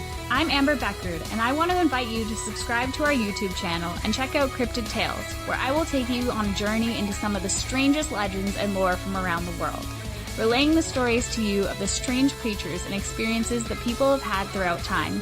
You can find Cryptid Tales at youtube.com/Spaced Out Radio. And while you're there, don't forget to check out our free archives and leave a comment. See you there. So, you love talk radio? Then you'll love TalkStreamLive.com. TalkStream Live is always on, 24/7, with the best streaming talk shows. Find your favorite talkers and discover some new ones. It's free, readily available online or on mobile with any smartphone or tablet. Finding your favorite talk shows all in one place has gotten a whole lot easier. Just go to TalkStreamLive.com. Be sure to download the free apps from Google Play or the iTunes App Store. Hello everyone, this is Ryan Stacy from the Experiencer Support Association, otherwise known as TESSA. We're glad to team up with Spaced Out Radio to help investigate your experiences on the SOR Sightlines Report. Together, we'll investigate the strange sightings and occurrences you've had. We're looking for answers just like you. So fill out a Sightlines report on the Spaced Out Radio website and let's figure out what's going on together. Hey everyone, I'm John Edwards. And I'm Stacey Edwards. Together we're taking over Saturday nights on Spaced Out Radio, where we're going to bring our own experiences of the paranormal and talk to the best people we can find to help bring you answers to your strange tales. We're here to entertain your need for weekend woo! So tune us in at spacedoutradio.com starting at 9:06 Pacific, 12:06 a.m. Eastern, where we can all get a little spooky together. Spaced Out Saturday nights right here at spacedoutradio.com.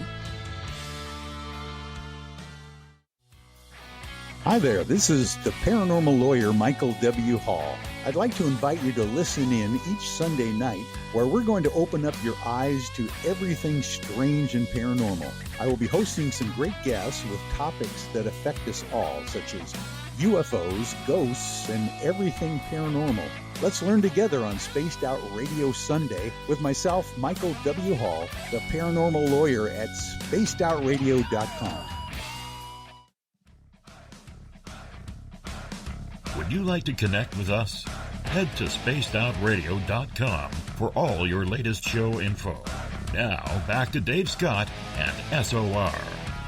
Third and final hour of Spaced Out Radio is underway tonight. Thank you so much for joining us. We really do appreciate you taking the time to share with us. I am Dave Scott, sitting in the captain's chair of SOR headquarters here in the mountains of British Columbia. We welcome everyone listening in on our terrestrial affiliates across North America and on the digital side on Revolution Radio and TalkStream Live.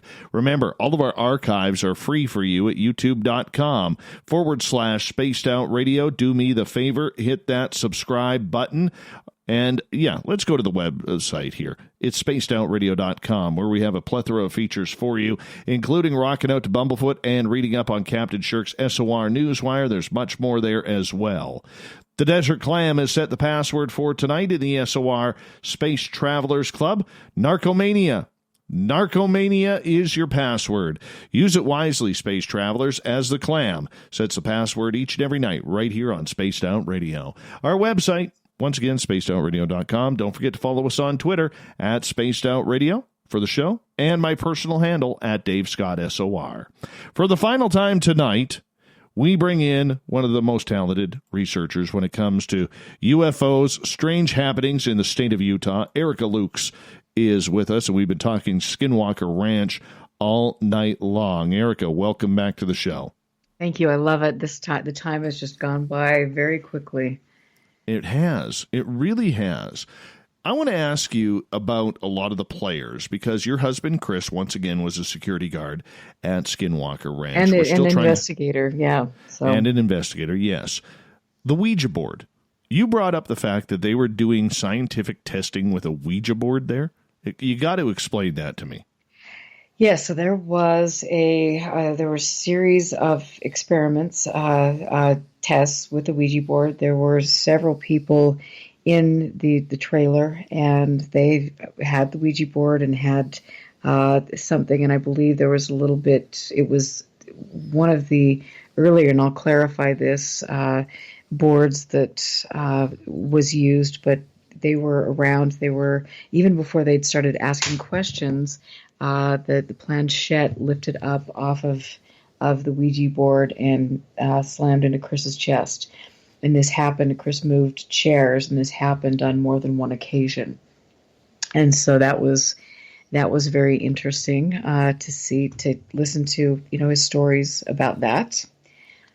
And I'll have to go back through some of the interviews, because I've got so much information out there, and I'll have to go back and find specific video interviews that I did with him where he really goes into depth. I know there's a little bit of it on the radio show, but it is fascinating. And again, there is technology that we know about. Imagine what we don't know about that can do these sorts of things. So was that just something that was that technology? Was it paranormal? I don't know, but it was interesting. They did incorporate that into the ranch. So you got to know a lot of the people and the players through your research of Skinwalker Ranch, from Eric Davis to numerous others who allegedly have worked there and conducted scientific experiments.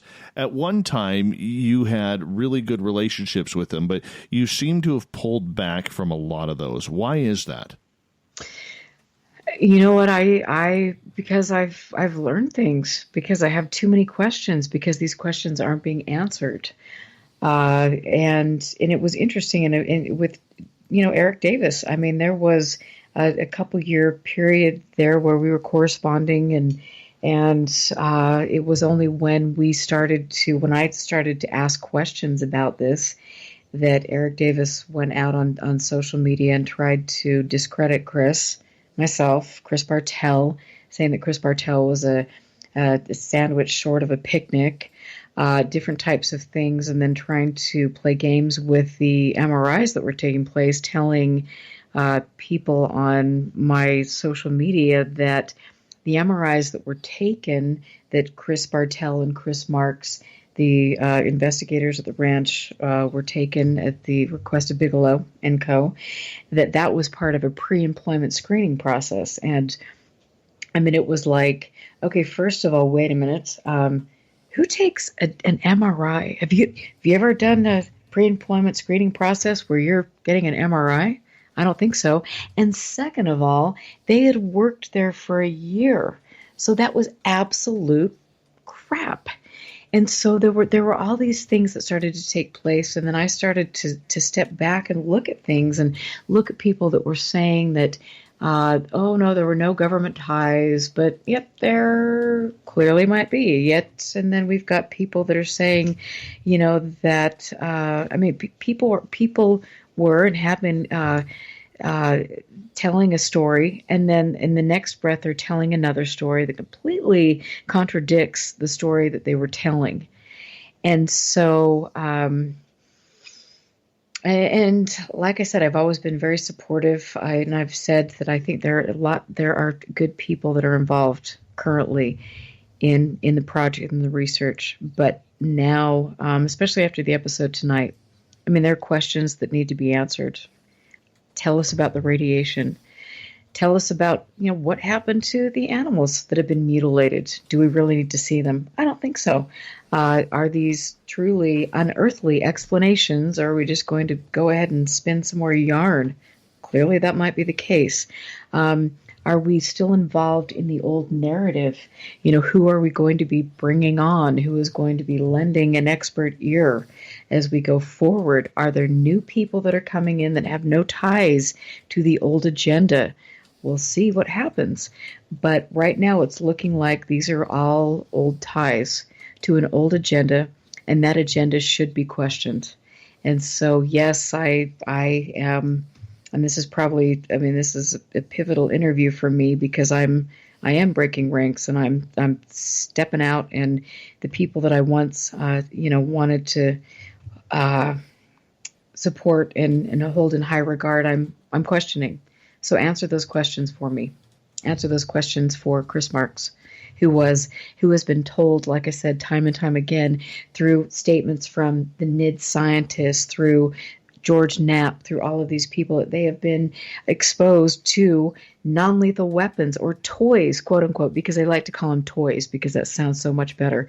You look at different studies that Kit Green has done about the health implications of people that have been exposed to quote unquote UAP, and the fact that people that are exposed to these things have a shortened lifespan.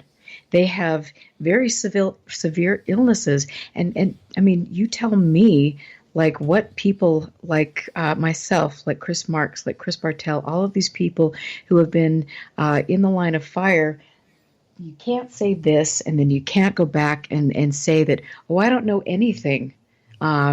It's bullshit. And so and I'm sorry, but at some point in time, everybody's going to have to look in the mirror and say, is it really worth making all this money? Is it really worth steering the narrative? Do these people feel good at night when they go home and think, I've created another magical smokescreen, and people are getting hurt, and people don't have answers, and we don't care. I don't know. I personally am not one of those people, and so I want to find answers. I want to find answers for my husband. I want to find answers for people in the community.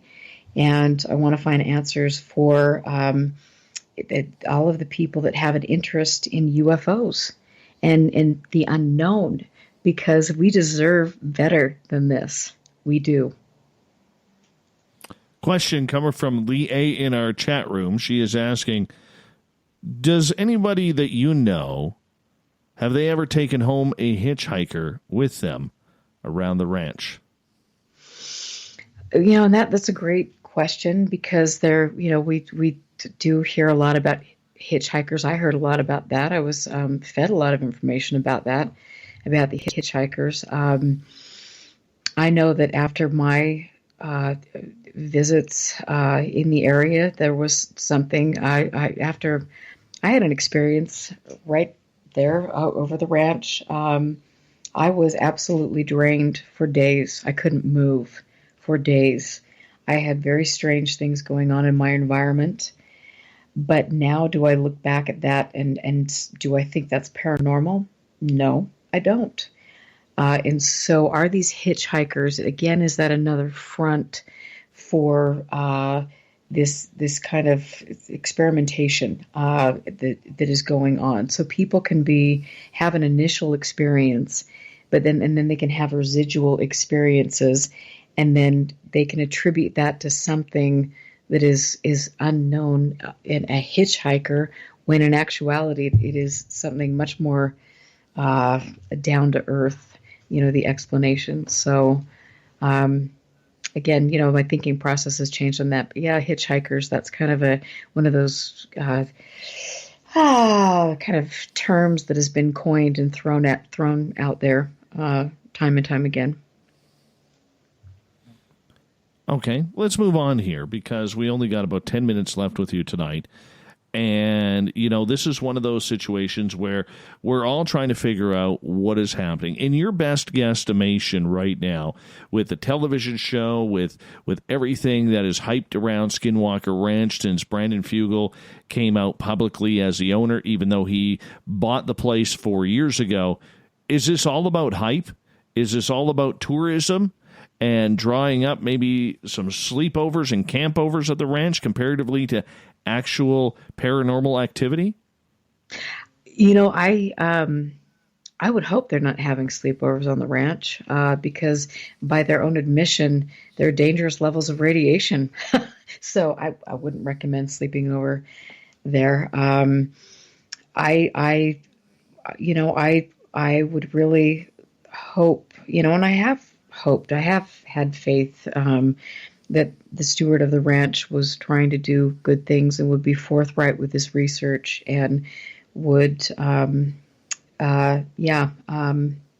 give information out. And then he had very little connections to Bigelow and was trying to do something above and beyond that and moving in a new direction. But I don't know why the same people are still in the narrative and continue to be in the narrative, and the same stories are continuing over and over again, because this should be something new.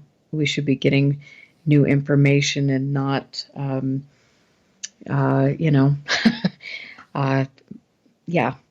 show that is composed of men most of the time, sitting around having these aha moments that might be scripted. I don't know. We'll see. I mean, I still hold out faith, but like I said, my husband, his colleagues deserve some answers. So we're going to see who has the best interests at heart and when the correct thing is going to be done. All right. So have you made it more about a personal quest for what happened to Chris and his colleagues comparatively to what happened between what everybody else says is going on? I have made this subject a personal quest. This has been a passion of mine for my entire life. This has been something that I've relentlessly dug into, and I have come up against a lot and had to deal with a lot, and have had moments where I've felt incredibly unsafe. And this is serious to me. This isn't a social club. But I felt long before Chris came into the narrative that there was something really, really wrong. My thoughts and shows about MUFON have demonstrated that time and time again.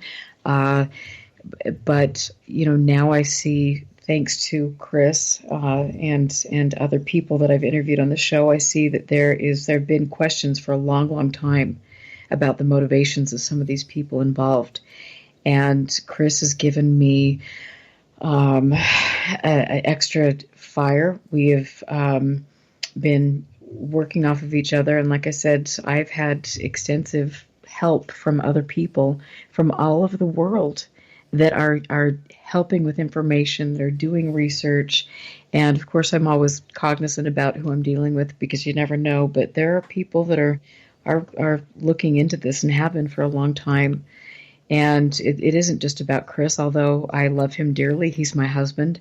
And if his health is in jeopardy, then I'm going to get to the bottom of it, but I'm going to get to the bottom of this for a multitude of reasons. And all of us who are listening, who care about the subject, who have had experiences, I'm doing this for all of us. And so, did you know? Sorry for cutting you off, but did you know that this was going on before you even met Chris and established a relationship and then a marriage? No, I didn't. I mean, I had suspicions, and I thought, well, maybe this is kind of a money-making agenda to steer a narrative and do different things, but I had no idea of the gravity of the situation until I started to put this together with Chris and pull more people into interview and research, and then look at, like I said, the solicitation sheet for the OSAP contract, and then look at the some of the players that were coming out of the woodwork to try to discredit us and things or me and trying to steer that narrative, and it was like, whoa. So this has been a fast and furious year.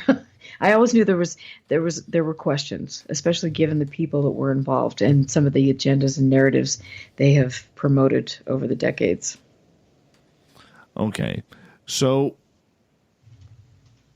I'm just trying to form it here into a question. So previous to Chris coming along, and he's a handsome guy. Let's just be honest. He's a handsome I kind of dude. think so. He is. Plays a good guitar, too. He is an incredible musician. Yes, he is. I heard him play once on video. You recorded that on your Facebook. And anyways, did he ever experience anything supernatural outside of the Ouija board incident while he was there?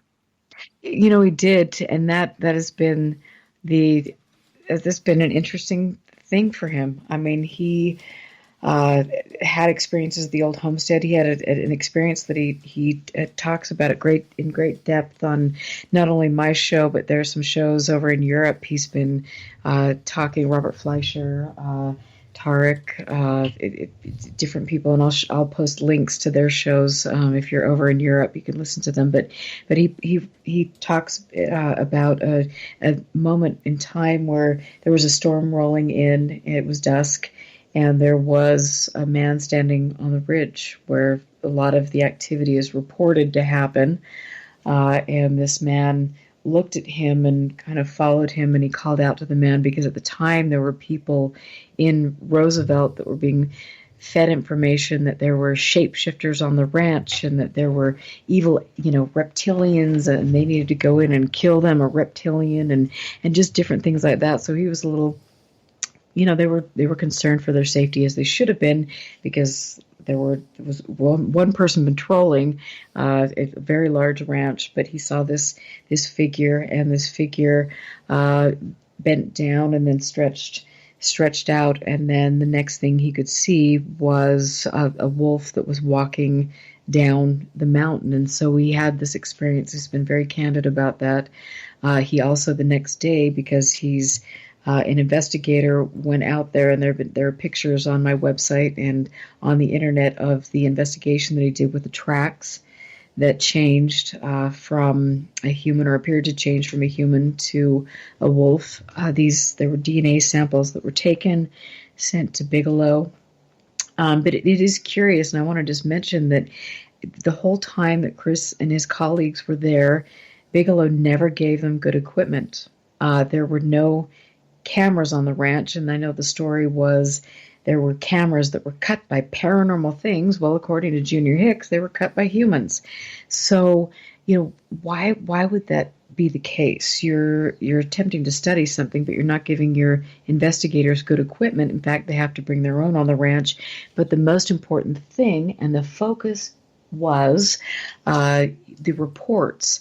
So to me, that would say that they're looking at these reports and they're gauging a specific response.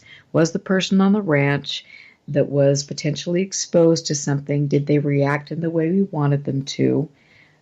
That was the focus, to study the responses of the people that were put in little cages instead of the bait pins to see how they were going to behave. And so when you step back and you look at all of this, you look at the big picture and you ask critical questions, it's like, whoa, this is really something. We're down to about 90 seconds left with you tonight, and this is a show that has flown on by. And I want to say thank you for giving a much different perspective and look on Skinwalker Ranch tonight. I really do appreciate that, Erica. You know, I always love being here with you, and like I said, I know this is hard because we all want to be in a happy place and we all want to look for good things, and I know that there's something out there, but there are also people who want to take advantage of that, and so just do your homework and pay attention to patterns and behaviors and people and their agendas. That's really critical for all of us, and thank you. Do me a favor, let everybody know your website, your podcast, where they can find more information about you. So my radio show is Friday nights on KCOR. My website is UFOclassified.com. You can find me at UFO Classified on Facebook, and I occasionally tweet. I need to be better about that. So Erica Luke's UAP, I believe, is my Twitter handle, or whatever you want to call it, because I'm, don't go on Twitter, but you can find me and reach out to me, and I appreciate your feedback and dialogue. So keep digging for answers. Don't believe the narrative, because the people who are promoting disclosure are the people who are pulling it away from you, and that is important to know. Erica, thank you so much for coming on Spaced Out Radio tonight. The audience loved you. I loved you. I still got better hair than you, barely. Oh, right, okay, I admit you. No, that's such a lie. That's such a lie. But much love, my friend, and I always appreciate you coming on this show and making us sound that much better. Very much appreciate your time. Absolutely. You too. Thank you. Coming up next, we have the SOR Newswire and the Thought of the Dave. Stay tuned. We take this thing home right after this on Spaced Out Radio.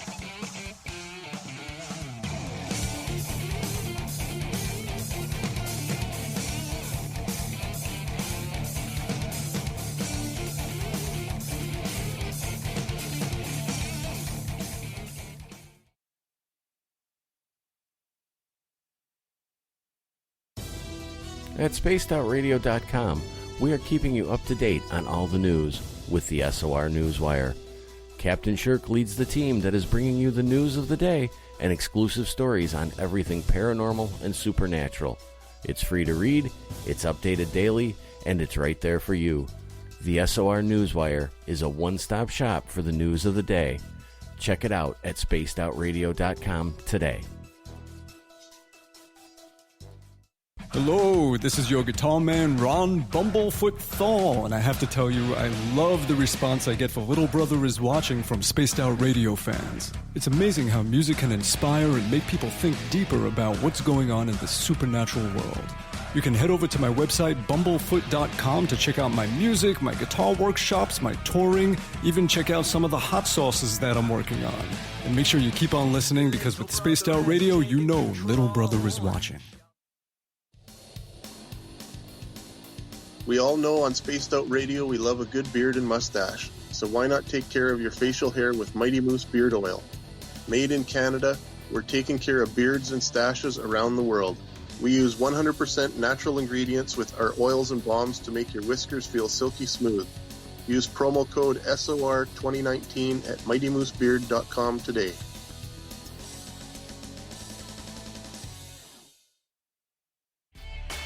Cold drinks, great food, and the best music in Vancouver. The Moose Vancouver is the place to be, open until 2 a.m. nightly. Everything on the menu starts at just $6.95. Who serves food that cheap anymore? At the Moose, you'll never know who you'll run into. Rock stars, actors, athletes. It's the place everyone wants to be. So join us at the Moose Vancouver, the official party bar of Spaced Out Radio. Hello, space travelers. It's me again, Carl. Don't forget to join the Space Travelers Club for just $5 a month, and follow Spaced Out Radio on Twitter at Spaced Out Radio. Our Instagram, Dave Scott SOR.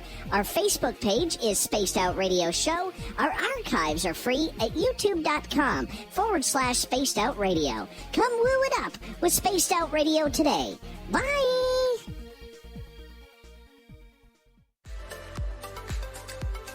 Are you looking for great advertising value for your company? Look no further than Spaced Out Radio.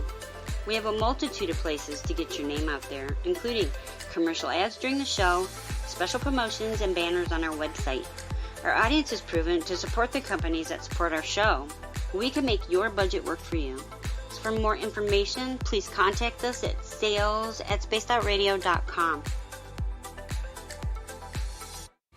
We're adding to the entertainment online for Spaced Out Radio. I'm Amber Beckrud, and I want to invite you to subscribe to our YouTube channel and check out Cryptid Tales, where I will take you on a journey into some of the strangest legends and lore from around the world, relaying the stories to you of the strange creatures and experiences that people have had throughout time.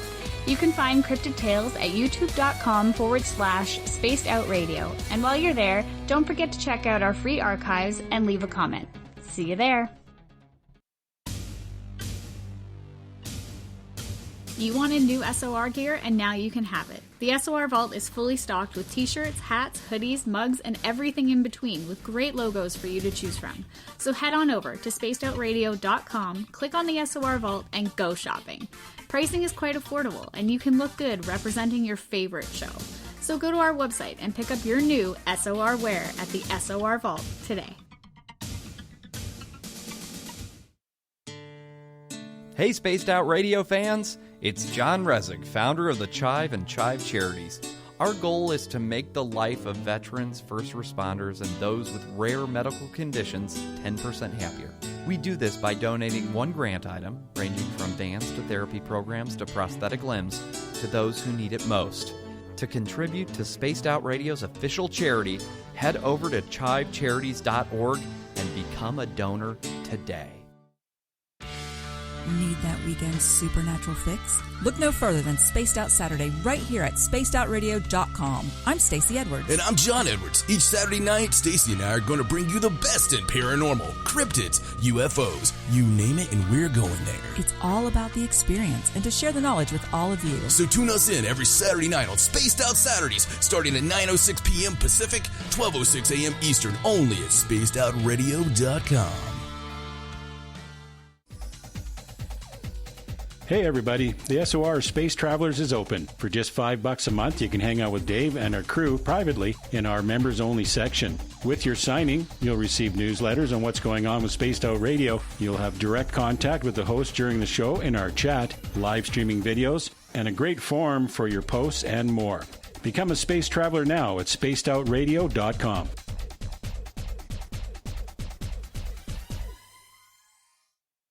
If you like it hot, real hot, then heat up your meals with Bumblefoot hot sauce. Get your Bumblefoot hot sauce today. The sauce, Bumblicious, and the 4 million Scoville unit Bumble. We're going in hot, real hot, coming out even hotter. Keep the milk nearby and tantalize your taste buds tonight. Bumblefoot hot sauce, available now at kajans.com. Hi there, this is the paranormal lawyer Michael W. Hall. I'd like to invite you to listen in each Sunday night where we're going to open up your eyes to everything strange and paranormal. I will be hosting some great guests with topics that affect us all, such as UFOs, ghosts, and everything paranormal. Let's learn together on Spaced Out Radio Sunday with myself, Michael W. Hall, the paranormal lawyer at spacedoutradio.com.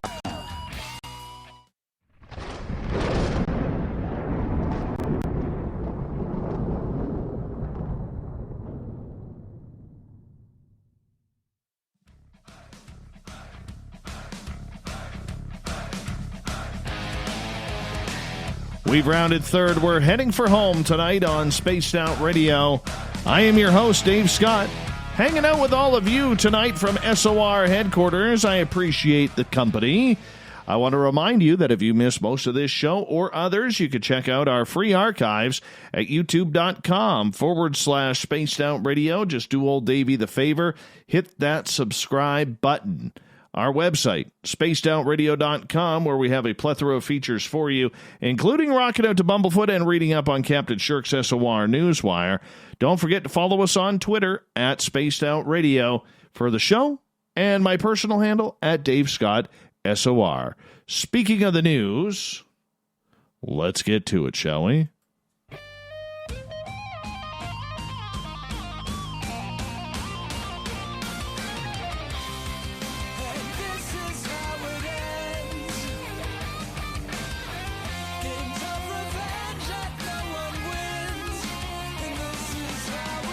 The news is always changing, which is why we bring you the SOR Newswire at the back end of every show, where we get to the weird, the strange, the wacky, and sometimes the absurd. Yeah.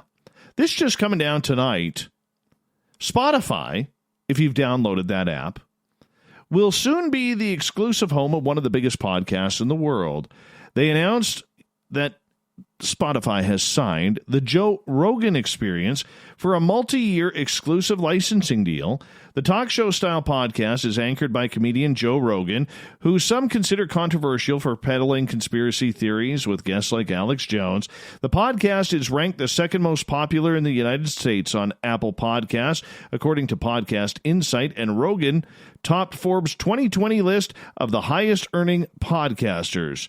The deal is the latest move in Spotify's effort to expand beyond music streaming to become an audio empire. I got a paranormal show they might want to check out.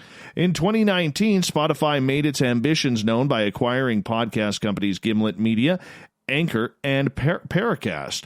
In February, Spotify bought The Ringer, Bill Simmons' sports and culture site that boasts more than 30 podcasts. With Rogan, Spotify is showing its willingness to bring more podcast listeners to its platform through exclusive content. Spotify now has dozens of podcasts exclusive to the platform, including 3 from Gimlet Media and 3 from Ringer. Spotify's Chief Content Officer, Dawn Ostroff, says that the last year about the company's strategy for more exclusives. She says, we're making more content exclusive on the platform, which allows us to market in a more meaningful way and bring people onto the platform. And we're finding that creators are excited about working with us on an exclusive basis because we're able to push so much more out of our marketing and our on-platform data and insight in their hands. Rogan said in his Instagram that he won't have any, that Spotify will not have any creative control over the show. So what's his deal worth? Let's just cut to it. You know, we can do the basics. $100 million. $100 million. Think about that. That's a lot of dough and a lot of Spotify subscriptions. But if they can afford it, good on Joe for signing it. Sad news. Annie Glenn, a lifelong advocate for those with speech impediments, and the wife of late astronaut John Glenn, died of complications of COVID-19. She was 100 years old. Glenn was living at a senior center in St. Paul, Minnesota when she passed away. The Ohio State University's John Glenn College of Public Affairs has announced her children notified the university of her passing. Though she perhaps is best known for her approximation to her husband, Annie Glenn was an American hero in her own right. Veteran reporter Bob Green wrote in a 2012 CNN opinion piece, Glenn has had a hero of his own. Green wrote, someone who has seen the display endless courage of a different kind, and that's Annie Glenn. Annie and John Glenn were married for 68 years before John's death in 2016. The two grew up together in New Concord, Ohio, and played as children. Throughout their childhood, Annie Castor, as she was known then, had a stutter so severe that she couldn't manage to speak 85% of the time. Glenn loved her all the same. The two were married in 1943, shortly before John served in World War II as a Marine aviator, and while he was at war, she played the organ at church. At least while she played, she wouldn't have to talk. Glenn's stutter made adulthood difficult, too. She'd point to items on restaurant menus and feared that she wouldn't get the word out over the phone if she needed to call the doctor. I can remember some very painful experiences, especially the ridicule, she said in 1980. People would tell me to hurry up or start shouting at me because they thought I was deaf and dumb. All the while, she stuck by her husband husband through his service in 2 wars, a Senate stint, and 2 trips into space. The two were quite close, though Annie was still reluctant to speak in public. But in 1973, after meeting with a Virginian doctor who helped her through intensive speech therapy, she got a grip on her debilitating stutter. She was 53 when she could speak with confidence. She wanted other women with stutters to feel the same way she finally felt. So she prepared a speech to give in her native Ohio to a crowd of 300. She'd never been able to speak long sentences before, so she practiced for 3 months before she delivered it, and the crowd went wild. A new world has opened up for me, she said at the time. The most important part of what's happened is that I can now get my ideas across. I used to be just a good listener. Now I'm a chatterbox. Good for her. Great life. Hitting that centenarian mark. A California woman has been branded a COVIDiot after accusing supermarket staff of discriminating against her for not letting her in the shop without a mask. Dana Point resident Shelley Lewis became embroiled in a dispute while supermarket staff after she refused to wear a mask covering on the grounds of a medical condition. When the manager of the Gelson's Market branch in Orange County offered to buy her groceries for her, she refused, saying her shopping was private. So Lewis filmed herself as she spoke to a Gelson's shop assistant who tells her in the video that she can't enter the store without a mask, but the supermarket would happily provide one for her. She demanded to speak with the manager. Oh, Shelley is apparently a Karen now. Anyway, she demanded to speak with the manager, whose name was Ben, who gives her the same answer. She goes, I have a medical condition and that I am not allowed to wear a mask. She tells him, adding that she wasn't required to tell him what the condition is. Can we shop for you? Ben asks her, in which she replies, I have private things that I want to get that maybe I don't want you to see. She goes on to accuse the manager of discriminating against her after he refuses to let her in the store without the mask and demands to see the store's regulations. He advises her to call the supermarket's corporate head office, at which point she threatens him with a lawsuit. Well, you guys are going to get a lawsuit because you can't discriminate, she said. The manager replies, I'm trying to help you, but I'm not going to argue with you. How's that helping me? She claps back. She then proceeds to address the camera as the store manager walks away to get her a company card saying, this is Shelley Lewis, a.k.a. Karen. I'm at Dana Point Gelson's, so if anybody wants to shop here, you have to have a mask, and here is the policies, which state that they will shop for me and take my money, my private credit card, and utilize that. I'm just not going to let them do that. No, I'm not going to let them do that, Karen says. She then addresses the original shop assistant, who is wiping down shopping trolleys outside the store while dancing to music, stating that he appears chipper.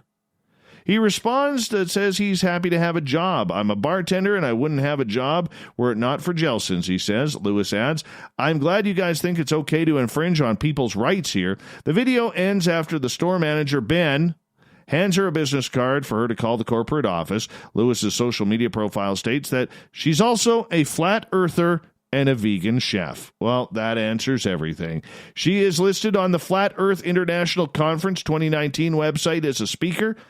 Oh, Corrance, we got to get her on the show. We got to get her on the show. All right? Yeah. Shelley, you got to get on Spaced Out Radio. Yeah. So, apparently, I'm not the only one who thinks that she's a Karen. Yeah. A Twitter user and DNC member Carrie Pennebaker shared the video with the caption, Karen gets upset that a store won't let her shop without a protective face mask. Oh, yes, there we go. She then tried to pretend like she's the victim despite the store giving her options. This is pure arrogance, he said. All right, here, let's move on. Now, this story should upset a bunch of you out there. I know it does for me. I don't like this. Okay, an Australian man who acted on his own free will to free a whale that was caught in sea nets, says he has now been fined by authorities for performing the rescue. The trapped whale was spotted in waters off the Gold Coast, prompting calls to officials. However, as hours passed by without a response, the man launched his own rescue, driving his boat out, swimming over to the whale, and untangled it. Yeah. Upon his return to shore, he was fined by officials. It's unclear what exactly the fines were for, but Queensland State has penalties for tampering with city council or council property, as well as moving too close to whales. Are you kidding me? Who is the moron who wrote this ticket? Seriously. Anyways, the man, who only wanted to be known as Django, said when he saw the whale, adrenaline just sort of kicked in. Basically, I tried to untangle him. He had a knife, but managed to unwrap the whale's fin from the nets. Other Australian news outlets reported a crowd of spectators watched the rescue from shore. Observer Andre Borrell told the media that they had initially waited for hours for authorities to turn up. Luckily, a good Samaritan came up and did fisheries jobs for them. The use of shark nets around Australian beaches is controversial due to their impact on other wildlife. Last year, there were at least 5 whales caught in the state's nets, prompting calls for other shark deterrents to be used instead. Oh, that one's got to go to court. That one definitely has to go to court.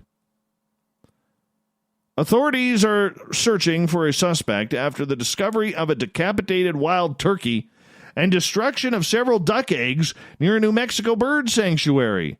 Yeah, reports say a reward is being offered for any information about the turkey's decapitation and destruction of the eggs around the J. Kenneth Smith Bird Sanctuary and Nature Center in Roswell. Well, you know, if it happened in Roswell, it was aliens. Had to be aliens. Roswell Parks and Recreation Director Jim Burris said the carcass of the wild turkey was found last week on a walking trail at the sanctuary with its head cut off. He says employees also found the duck eggs by a nearby pond broken. Burris says the culprit could have been the work of an animal such as a raccoon, skunk, or fox, but officials suspect a human because of recent vandalism. Burris says Parks and Recreation personnel and police are increasing their presence in the area. Residents and frequent sanctuary visitor Nita Sturgis says she's offering a $500 reward out of anger. No arrests have been made. You can't arrest aliens. It doesn't work, Roswell. Okay, I get the whole social distancing thing, okay? I do. But this is a little ridiculous for me. Because of social distancing guidelines and stay-at-home orders across the country, this has thrown a wrench in many people's plans, including high school seniors who are looking forward to the graduation ceremonies. Most schools have been forced to hold their ceremonies online, but one New Hampshire high school is being praised because it's found a solution. So what are they doing? They're having their graduates ride ski lifts to receive their diplomas. Kevin Carpenter, principal of Kennett High School, says the idea for a ski lift graduation came from an employee at the superintendent's office. Carpenter said he loved the idea, and the high school contacted nearby Cranmore Mountain Resort, which agreed to host the unique commencement free of charge. Oh, that's good. In June, roughly 2 months after the typical ski season in New Hampshire ends, the ski lift at Cranmore is said to be packed with 174 graduating seniors. The response so far has been positive. Most families want an in-person experience and not just a virtual ceremony or a drive-up ceremony. This is definitely not that, but it's still not the full traditional graduation, and we will need to maintain social distancing practices. But given what's going on in the world, aren't you sick and tired of hearing that? But given what's going on in the world, this is a great way to celebrate the achievements of these young children, he continued.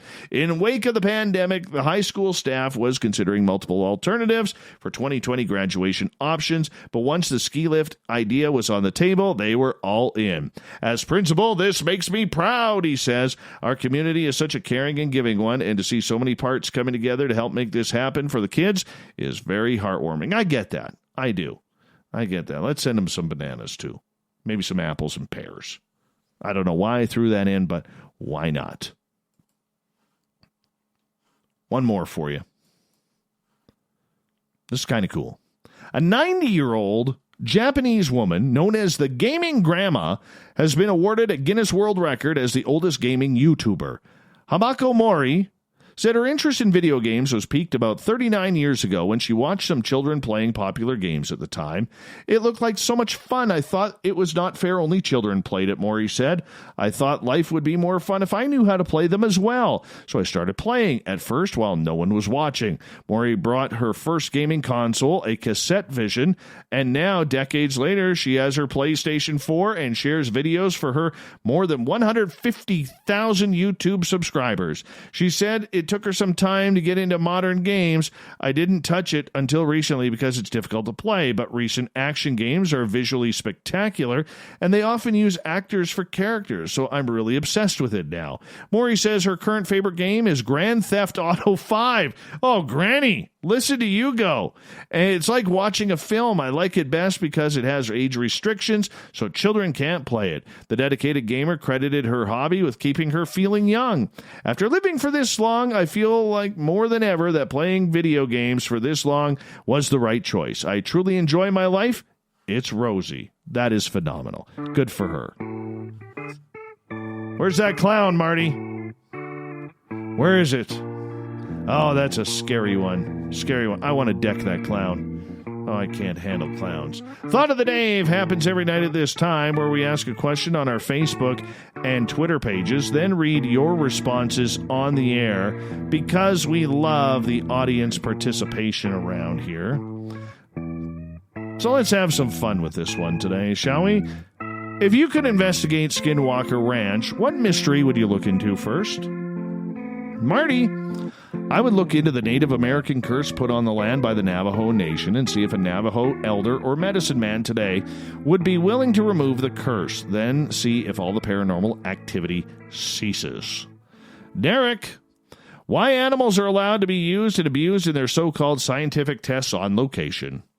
Joe, I would investigate why a curse on people and land adjacent to the ranch and no reports from original ranch owners have evolved as believed to be the four-legged now, even naming the ranch after it. Yes, Joe doesn't like that word, so we're not going to say it either.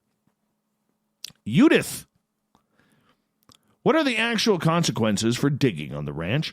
First, without asking and giving a blessing, and then, depending on what happens, try again after asking permission. Ronnie, those vortex holes that cryptids crawl out of. William? Oh, this is a tough one, Dave. I would look further into its past. What kind of native issues might it be? Also, the beasts. I would need to know. All right. Let's see what else we got here.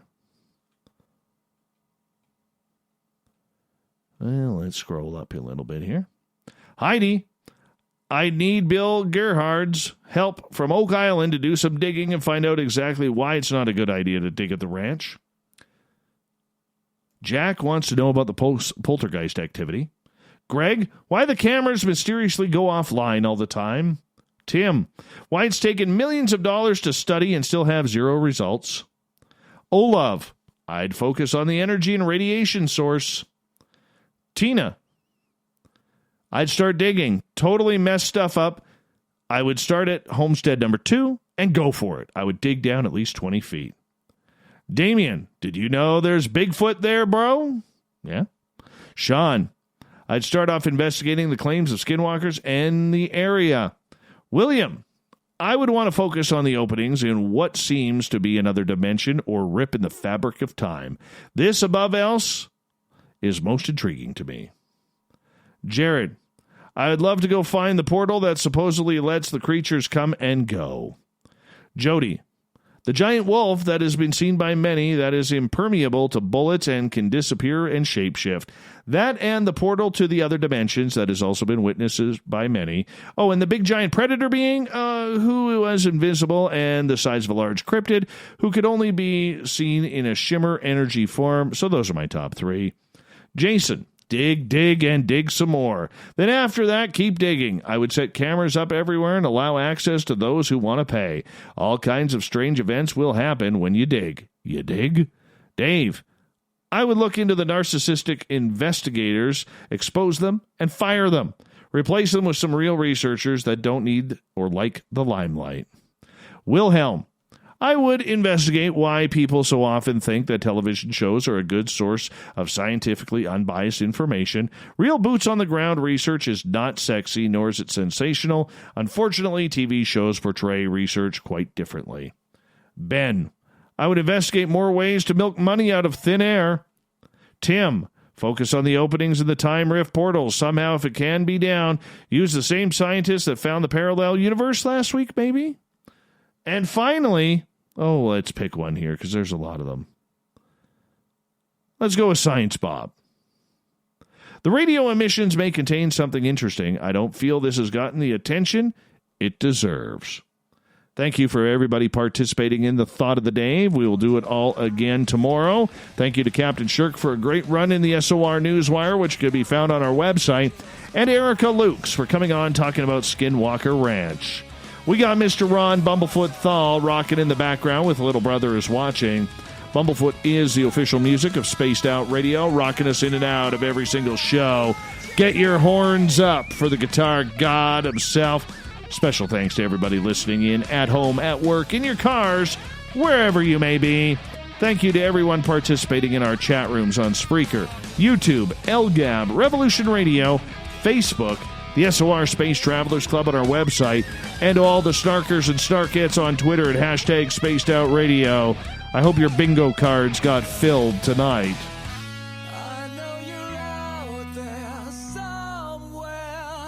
Remember, this show is copyright by Spaced Out Radio and SOR Media Ventures Limited. Thank you so much for choosing to share your evening with us, because together, my friends, we own the night. Mr. Bumblefoot, we need a favor. We need you to take us home.